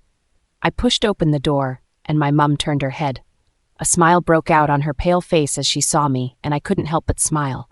I walked to her briskly and bent to give her a hug. My sweet Urine, she said, weakly, and tears sprang to my eyes. How I wished she was fine. I withdrew from her, sniffed, and dragged a chair to her bed so I could settle in it. Urine, why the tears? She asked slowly, reaching up to touch my cheek, and I held her hand. I'm fine. I just missed you, I told her, breaking down. Urine? She called, and I knew it broke her heart to see me cry, but I couldn't stop. I cried for a while before sniffing and wiping my tears, feeling a little better after pouring it all in front of someone. Did you have a hard time at Paris? She asked as I wiped my eyelashes gently. Not that. I just wished you and I could go there someday. Everything was just so pretty, and I just wanted you to see it badly, I said as I packed up my curly brown hair in a ponytail, sniffing every few seconds. One day we will both go, she said, and I smiled, then took out my phone to show her the pictures I had taken. I have some pic, I was saying, but saw the horrible notification of the news on the school platform. Fat, ugly Urine is slave to the triplets. Slutty idiot who went down too low. Urine's Pove. I stopped in shock as I couldn't take my eyes off the notification that had popped up in my phone. Everyone knew already. My secret was out. The secret I had tried so hard to keep. How was I to keep on attending lessons? My tortures would be more than ever. Everyone would bully me, and the triplets wouldn't care. They wouldn't bother because it wasn't going to affect them. Just that single post, and my school life was ruined. What was I supposed to do? Urine, what's wrong? My mom asked with worry etched in her voice, but I couldn't reply. Even when the notification disappeared back to my notification panel, I couldn't stop staring at the screen, and my eyes watered. Who had done it? Margaret? Asha? Jessica? Fran? Who among them had done this? Why couldn't they keep it to themselves? Would it kill them to just leave me be? Would it really kill them? Why were they bent on making life harder for me? What did they stand to gain? Why were they like that to me? Why? Why me? Irene. My mum called once more, and I looked up at her. Yes? I've been talking to you for seconds now. You haven't given any reply, she told me, and I looked back to my phone and made quick work of my fingers, taking it to the gallery. I'm sorry. I just think I'll miss Paris. I just think I'm going to miss all those days, going to those beautiful places and having fun with my friends. I lied and turned my phone to her. I helped her sit up carefully in bed, and she groaned at the effort. Then I showed her the pictures and began to explain each of the places we had visited during our tour. I'm glad you had fun, my darling. I'm so happy for you, Irene, she said with so much joy in her yet sad eyes. I began to wonder at that moment what I would do if my mother ever found out I was being bullied. I wouldn't take it. I couldn't bear to feel my mother's heart breaking.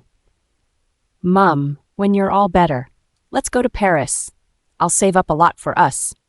We'll stare at the Eiffel Tower from our hotel balcony with eat at the Madame Brasserie restaurant.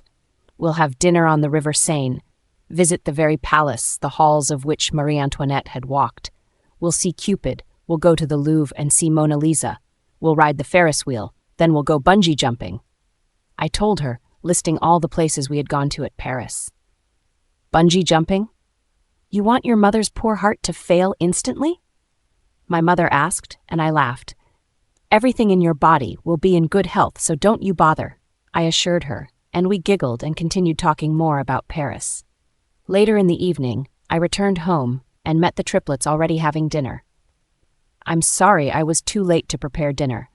I apologized immediately, not wanting to be a victim for everything. Now the whole school knows. I can do whatever, right?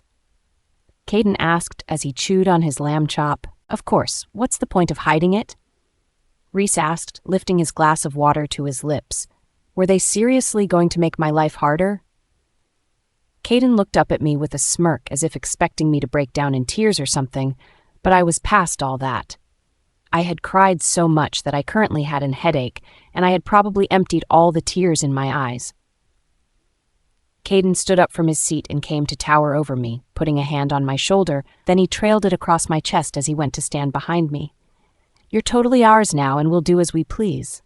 He whispered in my ear, but I didn't give a reaction. They were free to do whatever they want. I had had enough of it. When Caden was done, Ethan excused me and I ran to my room only to discover that I still had tears left to cry. I cried more and more.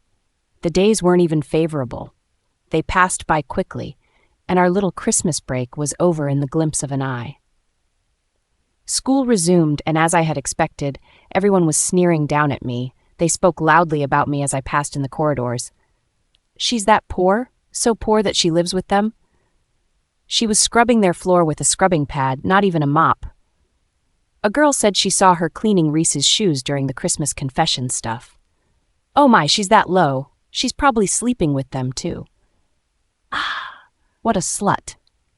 They said all manner of things as I passed by, and I couldn't say a single thing. Class was the worst. Fran refused to acknowledge me, and even the teachers seemed to be curious. So curious that they let everyone talk about it while we were in class. The triplets acted oblivious to everything, and even after 3 days, I was the talk of the school, and I could see that they were going to burst in anger any time soon, for I wasn't responding. They wanted me to cry, to beg, to scream, and because I wasn't doing that, it all got worse. And the worst of it was Fran coming out in class after the teacher left. She's not my friend. Stop pointing fingers at me. She exploded, and people rushed to the windows to film videos and take photos of what was going to happen next. She is a stupid, conniving bitch. She lied to me, kept secrets, and has probably done all sorts with them. Fran, I called, and she strode to me. Deny it. Deny you haven't been a sex slave to them. She confronted me. What? I asked in shock. She deserves everything you all throw her way. She deserves it. Everyone is planning to beat you up real good, Yareen. If you know what's best for you, you'll leave the school. She spat at me and I made to leave, but she suddenly grabbed my hair hard. I screamed as it felt like she was taking out my scalp. And I didn't know when I raised my hands and did what I knew I'd never known myself to be capable of doing. I grabbed her hair, Yareen's pov. She let out a scream of pain, and it was oddly satisfying. My hands were larger and thicker than hers, so even though my scalp hurt, I knew hers hurt more. Let go of me, bitch, she cried out, but I refused to let go. More students rushed to the windows, holding up their phones, and the ones in the class cheered Fran on. Show her who's boss, Fran. Drag that mop on her head tighter. Hit the fat idiot in the face. Let go of me, Fran screamed, then let go of my hair partially, still holding it with one hand, while the other rose and whacked me across the cheeks. I shouted in shock as the sting spread all over my face. She hit me again and pushed my face, but I didn't let go of her hair. Who did she think she was to ridicule me? As we fought, moving backwards and forward, tears welled up in my eyes because I knew nothing was going to change for the better. Instead, things were going to continue getting worse. The hair fight confirmed once, and for all that, there was no getting back together for I and Fran. We were done. Our story was over. Mrs. Flores, everyone get down. She's coming, someone announced, and everyone scrambled to their seats, while the ones at the windows left immediately, running from the wrath of Mrs. Flores. I left Fran immediately, unwilling to be caught, but she used the opportunity to twist my hair even harder and hit my face. Francesca! Mrs. Flores screamed as she kicked the door open and Fran left me. I wasn't the only one fighting. She's been hitting me before you came. Fran shouted immediately, pointing to me. I wanted to speak up immediately and let Mrs. Flores know that I'd only pulled her hair but couldn't bring myself to say a word. But your face looks perfectly fine, and hers, on the other hand, is all busted up, Mrs. Flores pointed out with an angry look on her face. Ma'am, Francesca started again. Keep your mouth quiet. Do not interrupt me while I'm talking. Now, the both of you, follow me, she ordered, and as she turned around and left, the class erupted in noise. Francesca shot me a dirty look and stormed off angrily. Sneers and giggles were thrown my way, and I followed Fran with shame heating my cheeks. We both followed Mrs. Flores, and she took us to her office. She sat behind her desk and started typing some things furiously on her computer, and after some seconds, she looked up from her desk. What are the both of you doing? She asked, clasping her hands together and resting her chin on it with her elbows glued to the desk. We're very sorry, ma'am, I apologized, with my head bowed in shame. How could you fight in the school premises, in the class? Do you have no dignity or what? That is against the school rules, and you've just broken those rules. Of course, I will have to punish you both. Who started the fight? She asked, breathing fire from her nostrils as she turned from me to Francesca. She did, I replied swiftly. Already, I was being bullied. I couldn't allow myself to have the teacher's wrath all on me. She said something annoying, so No, I tried to leave, and you pulled my hair, Francesca. Shut up, Mrs. Flores roared, hitting her table and making the books on it jump. You are quite the large-sized person. Yareen, couldn't you push her away and leave to report? But no, you had to fight back. She shot, looking at me like I actually had a choice. Both of you are to stay back for detention today after closing hours. You can leave. She decided, turning from us and returning to her computer. Fran left first, and I followed, leaving a clear distance between us. I would rather not talk to her. It was so crazy how our friendship boat just sailed away over a single secret. I had known Fran had always been a little jealous, but I had expected her to be rational about it and understand that I couldn't possibly tell her I was a slave to the triplets. Anyone would be ashamed of that, and I wasn't at fault for not wanting to tell her about it. My phone buzzed with a familiar notification sound, and I already knew what it was and how bad it probably was, but I still wanted to see it. The notification sound was that of the school platforms. The platform on which I had suddenly become the star, appearing every day and being talked about by all the students in the school. I pulled out my phone from my pocket and checked it out. Huge hair fight between ex-friends. Turns out Urini's fingers are just a ball of fat, as we suspected. Did they have to be that mean?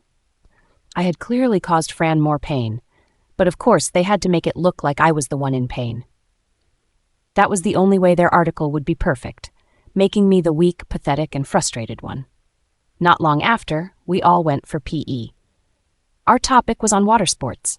We had all changed into our PE clothes and had gathered at the school swimming pool, ready to do some water sports, but those who couldn't swim had been exempted. Luckily, I was one of them, so I had to watch from the sides along with others. Suddenly, a guy took my hand and lifted me up with immense efforts. "What?" I asked. "I have to tell you something," he explained, with a serious expression on his face, and I looked around. "What?" I asked again, as he also looked around. "There's something you need to do," he asked, still pulling me away from others. "What's that?" I asked again, getting frustrated. "Make us laugh," he replied, and I raised a confused brow. "What do you?" I was asking when I suddenly tripped over a foot that was definitely set deliberately. I had not even realized I had been lured close to the pool, and I, who couldn't swim, went crashing into the water. Headfirst, Yurine's Povo. I went down immediately with a large splash, and terror filled me. My arms and legs worked faster than they'd ever worked before, and I managed to raise my head above the water. "Help!" I screamed, but all around me were cruel faces, laughing, pointing, and taking videos and photos of me. It was all they cared about. Whoever posted something greatly humiliating about me on the school platform got to be praised. I screamed for help even more desperately, but not a single person reached out to help me. They were all interested in watching me drown. "Help, please," I cried out, struggling to keep my head above the surface. "You slut! I wouldn't shed a single tear if you died right now." "How could something like you stay with the triplets? You must think you're quite a big shot because you offered up your body cheaply to them. They're probably just taking advantage of you. Don't go near them. They're for people like us who have hopes, not someone as monstrous as you." As the screams and insults hit me, I realized that not even one person was going to extend a hand to save me. Before I went down, I spotted Francesca also taking a video of me with her phone, and that was what stung me the most. Even if we were on bad terms, we were once friends. She had bobbed around me days ago, talked to me about crushes, we had eaten together, giggled together, yet she was filming and laughing. Knowing my life could be at risk.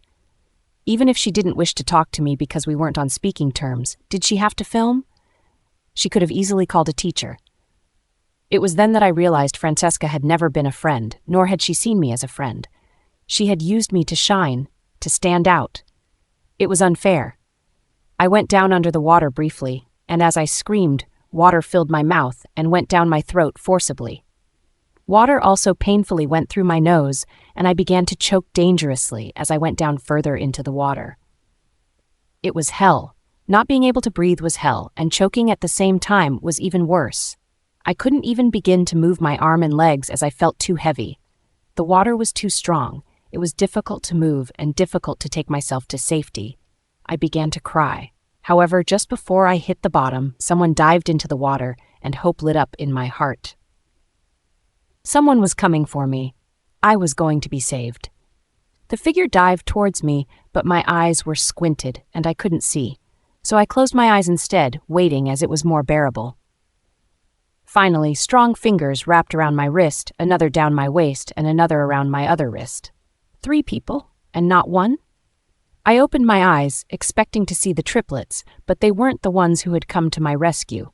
It was the PE teacher, and 2 other students. They pulled me along as they rose to the top. Immediately, my head was out of the water. I gasped loudly, sucking in air greedily like it was stolen from me, and I was taking it back. My hair was plastered over my face, but I didn't even care. At the moment, all I wanted was to breathe. I was led out of the water, and upon touching the ground, I raised my hands to clear my hair out of my face, still breathing hard. Then, when I got a hold of myself, I looked around. The students were all staring at me in disdain. spat like I had spoiled their fun. "Are you okay?" The PE teacher, who had probably been waiting for me to catch my breath, asked. I stared into his calm blue eyes and nodded. My heart was beating as fast as a drum, and my fingers were shaking. The true terror of almost having drowned flooded me, and I began to cry. "Who did it?" he asked, and with the way the murmurs stopped, I knew they were waiting for my reply. If they heard me give out the real person who had done it to me, they weren't going to let it rest there. They would do worse to me, and I was already freaked out of my nerves. For them to watch me drown emotionlessly, it meant they wouldn't mind killing me. What was I anyway? More like an insect. A flea. They were rich and strong and had lawyers who would lie to death to prove them innocent. Who was I?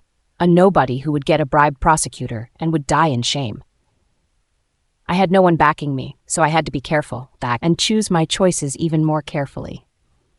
I slipped and fell. I went too close and I slipped. I replied with my lips trembling, and he turned to them angrily. "You all saw her drowning and couldn't help? What if she drowned? Do you think a person's life is a joke?"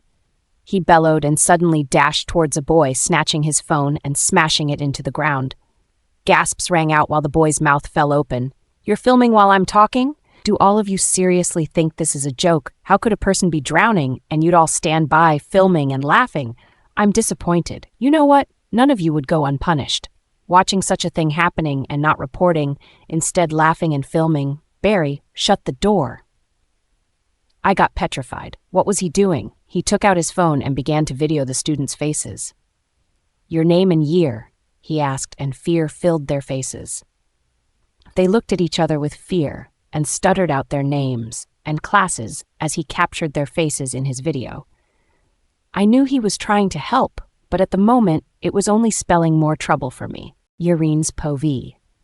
When the PE teacher was done taking a video of everyone's faces, he started the class by explaining the games and how they were made theoretically before switching to the practical aspect. Fun water games were played, but I didn't enjoy watching any of them because most of the time, countless eyes were on me. They were resenting me for putting them into trouble when they had been the first ones to cause it. If they had not pushed me into the water as a way of catching fun, I'd have never been injured, and there would be no problems. But no, they just had to do something, so they could laugh at me. "You had better stay low. Even if Mo1 thinks you're at fault, I will still make sure you're punished. You just met the wrong person today, Fat Urine." A girl spat from behind me, leaning in close to my ear, and I swallowed hard. Her threat was definitely real. "You're not the only one resenting the fat bugger. By the time I'm done with her, she's going to transfer schools on her own," another girl added, obviously talking to the one who had spoken first. "You sure the triplets are not handling her tuition fees?" a third one asked, jumping into the conversation. "Who knows? They might be bearing all her family burden. I had been wondering for ages why Caden would take her as his date for Halloween. Who could have guessed it was because she was bound to him as his slave?" The first one who had spoken said harshly, and hit my head from behind. A few people giggled, but I didn't react. I made no noise, but instead held back my threatening tears as best as I could. When PE was over, I left the pool before everyone could start pouring out, and went to change my wet PE clothes. As I changed them, tears fell out of my eyes, even though I tried to hold it in. I squeezed my clothes and hung them in a space that had been left for hanging wet clothes should there be swimming classes without swimsuits. However, as I was leaving, the girls all poured in, speaking angrily among themselves. "I can't believe it. Why is he punishing us? Is it my duty to report someone unable to swim because they're too fat? All I did was watch. Someone else could have done it. I can't believe I'll clean the school environment or have marks docked off. He really is mean. Look at her. Maybe she's sleeping with him too. Did you see the way he held her and asked if she was fine? I knew something was totally spooky about the way he got angry. Ah!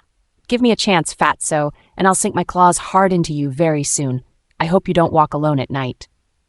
They continued saying all sorts, and when the path to the door was cleared, I left, feeling ashamed. On my way, I ran into Fran, but she simply looked at me with disgust and left.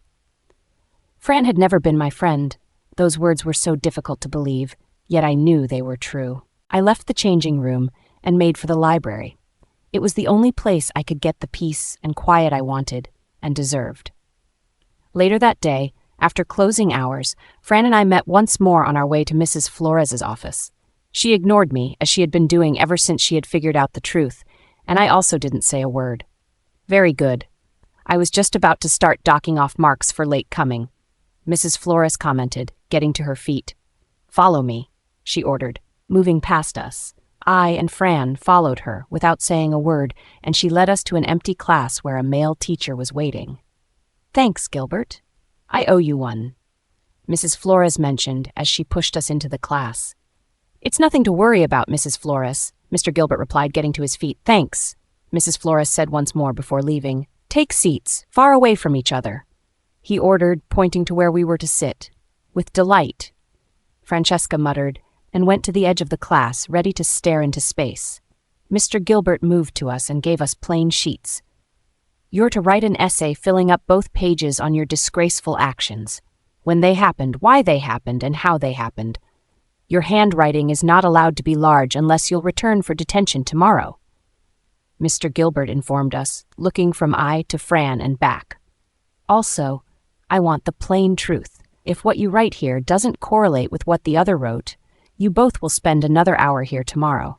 You will rewrite the same essay, so you had better write the truth," he added, and I hated how clear his explanations were.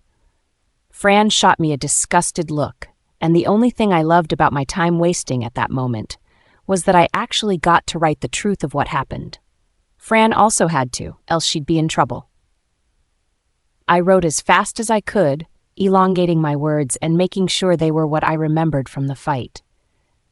But really, it was wickedness, because what had happened was not even enough to fill the pages with the handwriting size he had approved of. So, I wrote what led to the hair fight. Everyone already knew I was slave to the triplets, so it didn't matter if I wrote it down just to avoid detention. And surprisingly, when the hour was up, Fran had written the same thing, explaining how I had lied to her and was slave to the triplets. If I had not written it down myself, I might have been ashamed or mad, but I didn't care because I exposed it myself. I walked out of the school building, about to get home to the triplets who had skipped school that day, when a couple of girls suddenly crowded around me. They linked their arms with mine and placed hands over my shoulders, pulling me along with them as they giggled, pretending to be friends with me. "Don't make a noise," they said, giggling as they led me towards the back of the school. I knew whatever was going to happen was going to be awful, but I couldn't bring myself to scream because I was simply too scared. Too scared. Urines, Pove. Urini. Do something. Do something. Don't let them take you. They would do something really awful. My mind raged for me to stop, to turn around, to shake them off me, but it turned out my fear was larger than whatever instinct warned me to run. "You're going home to them, right? We want you to smell real good. Yes, you have to. When you lay in their bed, they'll sniff you and decide you're smelling really good." "Aren't you excited?" one asked, grabbing both my cheeks in between her fingers and squeezing. "Of course, she's excited. She's just not showing it. I'm going to show you that you can make a guy fall for you with your scent alone. Yes, we're going to doll you up." They continued to chatter excitedly as they pushed me farther and farther away from the students. Not that if I screamed, those students would do anything to help me anyway. "Smile, now," a girl suddenly shouted, and my breath came out quicker, where they were beginning to show their true colors, since we had gone past the places where I could have been lucky to have a teacher interfere. Honestly, I wanted them to keep playing nice, because at the moment I only wanted to close my eyes, open them, and have my mother next to me. I badly wanted to escape the horrible nightmare they were making me experience. "You know you look like a spoiled donut when you try to act like we're serial killers, huh? And tell you what, that look can turn us into serial killers. Smile, idiot!" she commanded, placing her hands on her waist, and I opened my teeth. It was just so hard to smile. Someone whacked me across the head, and I shook from my head to my toe. She said to smile, not to scare us off. I smiled wider, although my eyes still showed my fear. They all began to laugh at me, pointing and making me feel miserable. Look at what she looks like. Damn, she's disgusting, irritating, and I don't know the word for her. They all began to laugh. Then 3 girls began to put on rubber gloves, laughing. Take all her money so she can't get a cab. One of them, wearing the rubber gloves, ordered as she fixed her left pinky in place. Immediately, the girls grabbed me, almost taking off my clothes, turning out my pockets and scattering the contents of my bag onto the floor. They searched my socks, shoes, and in between the pages of my books. She's a church rat. You don't mean it. The girl who had ordered them to search me sniggered. She's got nothing on her. Great for us. Another of the 3 girls who had worn rubber gloves commented, pushing open the dumpster. The 3 of them packed trash in their hands and they came to me. I closed my eyes, heard them giggle, and smelled the horrible trashy smell before I felt them reach for my top and stuff the trash within. I cried out, begging them, but they filled even my skirt with trash. They pushed me from left to right, taking more trash and pushing it into my clothes. Please stop, I cried out but gagged, as trash was stuffed into my mouth. I couldn't even say a word anymore. Then they threw trash on me, laughing. Damn, she smells good now. Yeah, she does. Guys, are you thinking what I'm thinking? A blondie asked, raising her eyebrows continuously, and they all giggled. In the blink of an eye, they all rushed towards me. I tried to run, but they caught me and pushed me closer to the dumpster. We're going to bathe at your house, Stacy. I smell like her. A girl shrieked, and the girl called Stacy laughed. Sure, I have got lots and lots of water with scented soap. Now let's lift. I tried to fight back, but they took my legs, and with immense efforts, they won against me, and I was sent tumbling into the dumpster. They shut the lid, and I could hear them laughing as they ran. The dumpster reeked of trash, and my tears came flowing down without me even trying. I choked on my tears, and when I tried to suck in air, I ended up sucking in garbage air. It was very hard for me to pull myself out of the dumpster, and when I did, I fell to the ground, hard. With tear stains on my eyes, I crawled over to my books and packed them into my bag, zipping it up properly. I was on the platform once more. Videos of me drowning and of the girls bathing me with trash and eventually pushing me in were scattered across it. The account was anonymous, and the faces of the girls were blurred so they wouldn't get caught.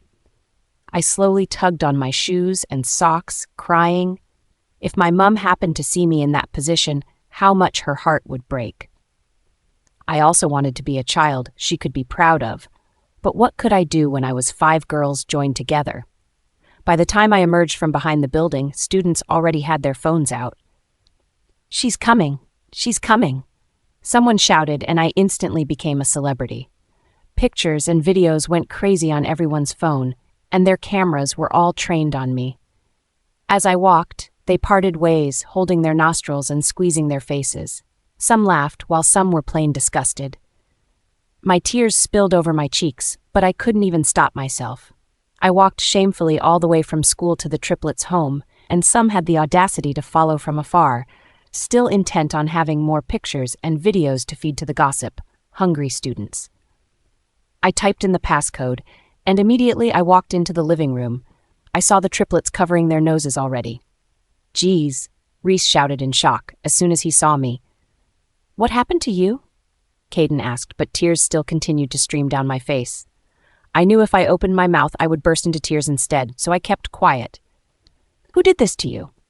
Reese asked, but still I could form no reply. Urine's pove.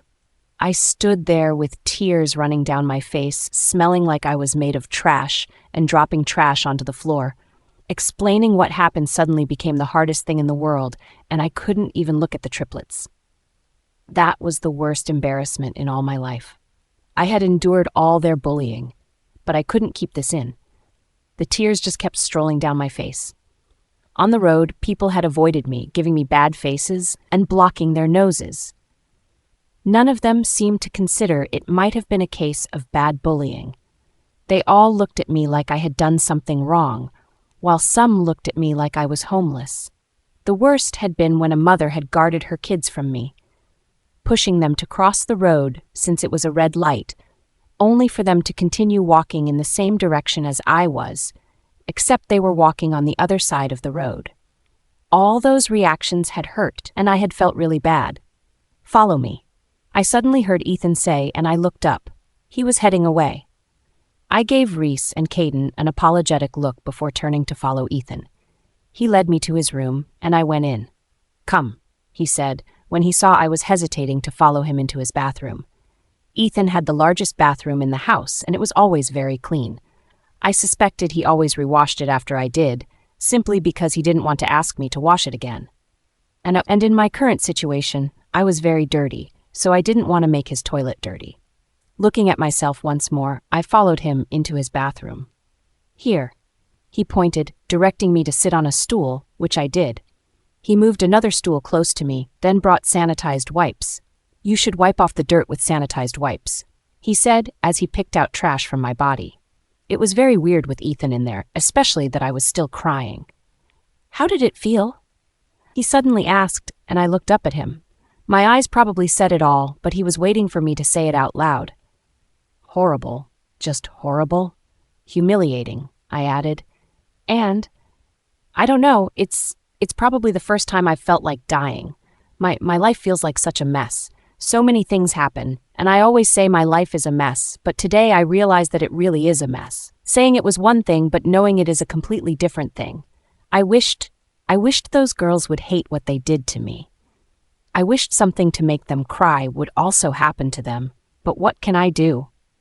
Everything came tumbling out of me, and it didn't feel like I was talking to Ethan, one of the formidable triplets. Instead, it felt like I was talking to a friend. Ethan listened carefully, all the while picking things out from my pockets, gently. "I have a mum who's sick in the hospital I live with." I didn't want to make use of the word bullies or tyrants because he would assume I was implying he was among them too, and he wasn't. I also didn't want to single Reese and Caden out because after all they were his brothers, and I wasn't sure he was fine with someone like me talking bad about them. "I live with boys," I completed, with tears silently running down my face. Ever since, you know, that day when they saw me here, things have just gone on a scale of bad to worse." I explained, sniffed, then shivered. "How much did it change?" "Like, I've always been bullied. That's a fact. The thing is, it's never been as much as this. It's always been people whispering behind my back, calling me names, being unfair, posting stuff about me, avoiding me, and always making me the center of ridicule. But they got so much physical ever since I was discovered to be a slave to you guys. Today, I was pushed into a pool, and while I drowned, no one bothered to help me. They were all laughing, taking videos, mocking me, and acting like it was some funny movie. Before that, I had been engaged in a hair fight with somebody." "Fran."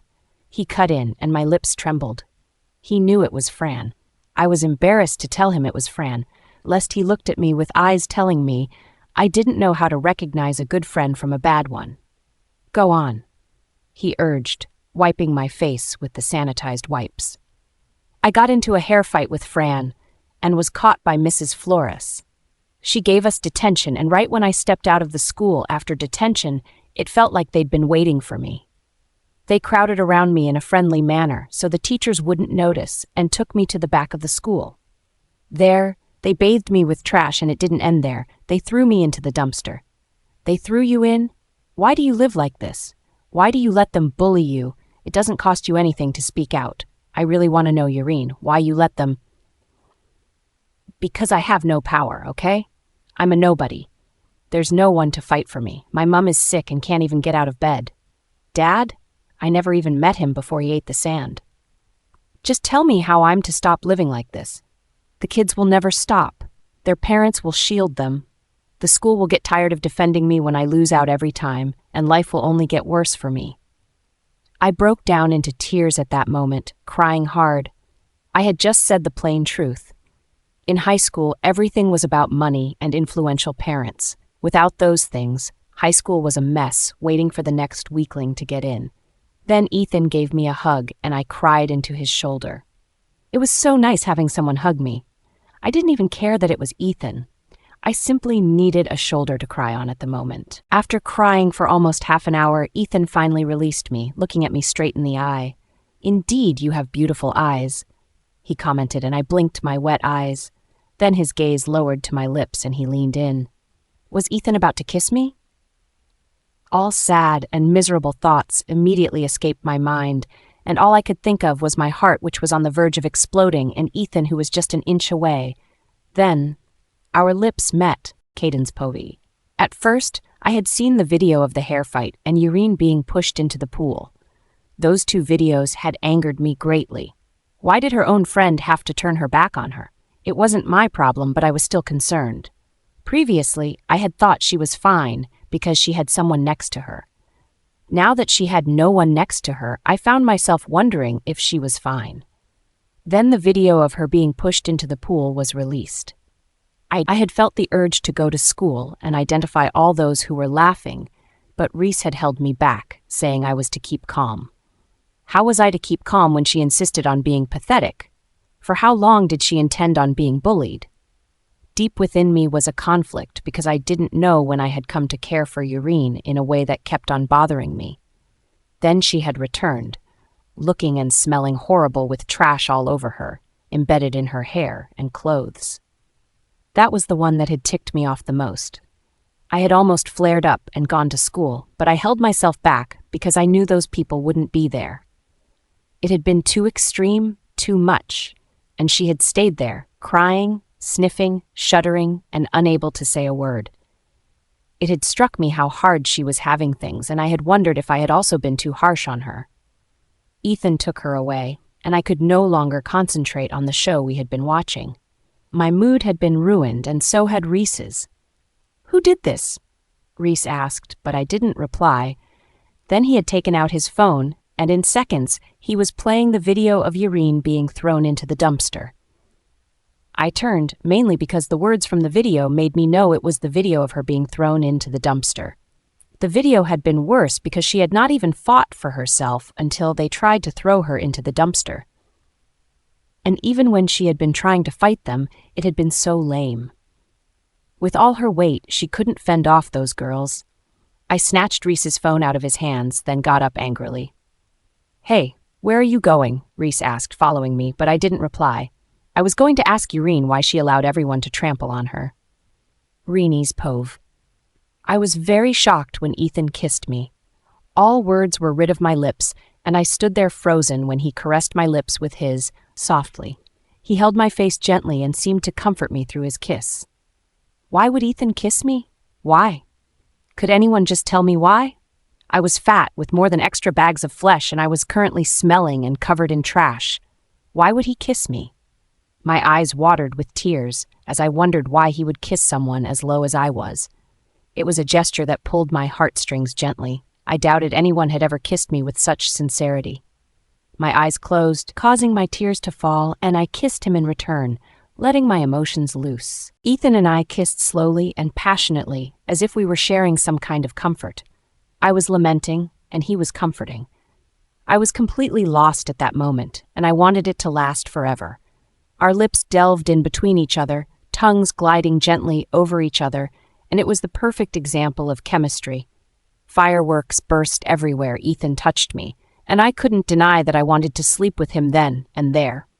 Crazy thoughts came to my mind, and I wondered how he was so capable of making me think and feel crazy things. What was it that I felt for Ethan? Just then we heard Ethan's door burst open. "Ethan," Caden called, and I and Ethan broke our kiss immediately. My lashes fell low, and I couldn't even bring myself to look into his eyes. What had just happened? Was it a dream? No way. Ethan and I had just kissed. Caden pushed open the bathroom door, and Reese appeared behind him. Seeing them made my cheeks heat up in shades of red, and it felt like they had seen us, even though I knew they hadn't. I got up from the stool I was sitting on and excused myself immediately. Staying there was awkward and embarrassing. I had to leave. My feet found their way to my room immediately, and I sat on my bed. What had just happened? My heart was racing, and I placed a trembling hand on it. Why was it beating so fast? Gosh, what is wrong with you, Irene? I asked myself, still with my hands on my chest. My lips kept on running dry, and each time I moistened them, I couldn't help feeling Ethan's lips on mine. Soft, warm, gentle, and careful. I shook my head strongly, but it didn't work. Ethan was stuck in my head. "Oh!" I exclaimed, digging my hands into my hair. "Ah!" I fumbled with my hair, messing it up as I seemed to see Ethan in every corner of my room. Did Ethan feel something for me? No, Urine. Don't think in that direction. You'll only get hurt. I snapped at myself, pouring my hair all over my face with my hands. But I did want to think in that direction. Why was it so impossible for someone to like me? Thinking back on his words, he had told me he could have an interest in me if only I managed to be different. Had I become different? He had been encouraging me and telling me sweet things.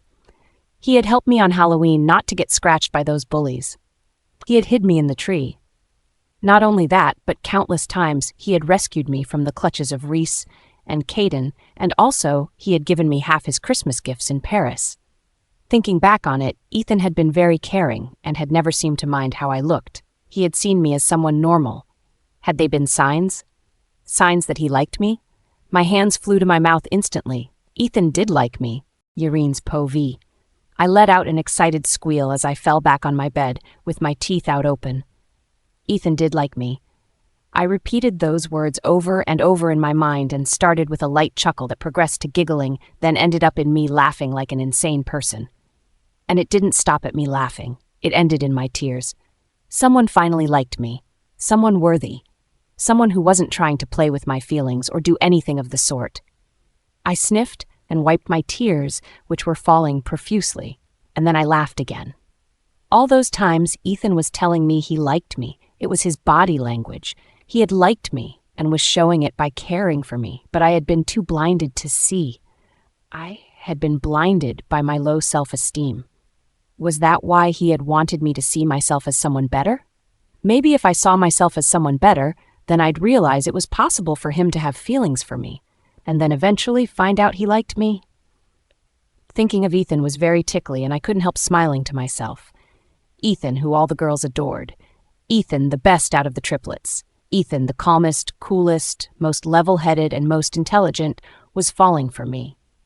I laughed out loud and covered my mouth. Okay, let's not take this too far. Let's wait for tomorrow. I cautioned myself, and it was then I realized I was still smelling like a dumpster. Why did he have to kiss me when I smell like trash?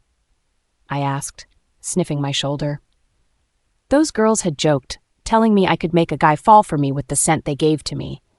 Maybe in another life, I'd have gloated all about it that it earned me a kiss with Ethan. I was no longer embarrassed. I didn't mind that they had made fun of me. They always made fun of me anyway, and Ethan had helped this one become special. After that, I bounced into my bathroom and soaked into a hot bath in the tub, closing my eyes and washing away the dirt. I bathed 3 times just to get rid of the thick smell that had insisted on sticking to my skin, and the third thorough bath had me smelling like sweet candy. I changed into clean clothes, combed my hair, packed it into a bun on top of my head, then left the house to see my mother. Whenever so much was happening in my life and it felt too much to handle, I always wanted to see her. When I got there, I met her sleeping and watched her with admiration on my face. My beautiful mother. I wished she'd get well soon. I stared at my mother's face for ages, smiling and wishing she were awake, and my stare wasn't broken until the nurse came in. A lovely lady, she is, she commented when she saw me, and I smiled. I know, right? The nurse smiled and bent underneath my mother's bed and started fixing something I couldn't see. How's she doing? Her health, I mean. I asked, touching my mother's hand. You don't have to worry, she is doing very well, the nurse assured me, and I moistened my lips, nodding. I was glad to hear my mum was doing fine. Shortly, the nurse left, and I stared lovingly at my mum once more. Then she opened her eyes slowly. Did I wake you? I asked softly, patting her arm slowly so she could go back to sleep. It's fine, she replied, staring at me with a little smile, and I returned it with a larger one. How are you? I whispered. Very fine, sweetie, she replied, also in a whisper. Do you still want to get some sleep? I asked.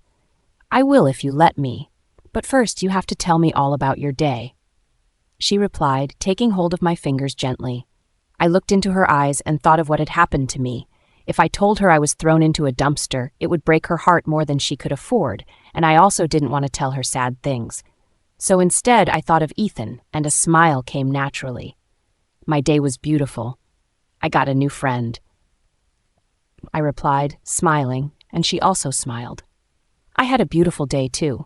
The nurses talked to me sweetly when they came to take care of certain things in my room. She told me, and I stroked her hair. "You can get more sleep now," I said, and she held on to my hand dearly as she closed her eyes, going back to sleep. The next day, I went to school and felt my heart beating hard. Despite having come to the conclusion that Ethan liked me, I couldn't help but wonder what my day was going to be like. Horrible, I guessed. And just as I guessed, it started off on a horrible note. Everyone stared at me, whispering as I passed by. Someone had edited the video, making my voice as tiny as a chipmunk's. Me begging in that voice was very funny to them, and they kept on laughing. When I saw the video, not only had they made my voice as tiny and as fast as a chipmunk's, they had also given me a pig's nose and ears. If anything, it was worse. I didn't bother doing anything or showing any expression on my face. All I wanted was not to run into Jessica, Fran, or the bullying seniors. Just then, as I turned down the corridor leading to the homeroom, Jessica happened to be coming from the other side. I was about to hide my head and quickly walk into the class, but instead she looked at me like she had seen a ghost and immediately turned away. She went the other way quickly, and I couldn't help but have the feeling that she was running away.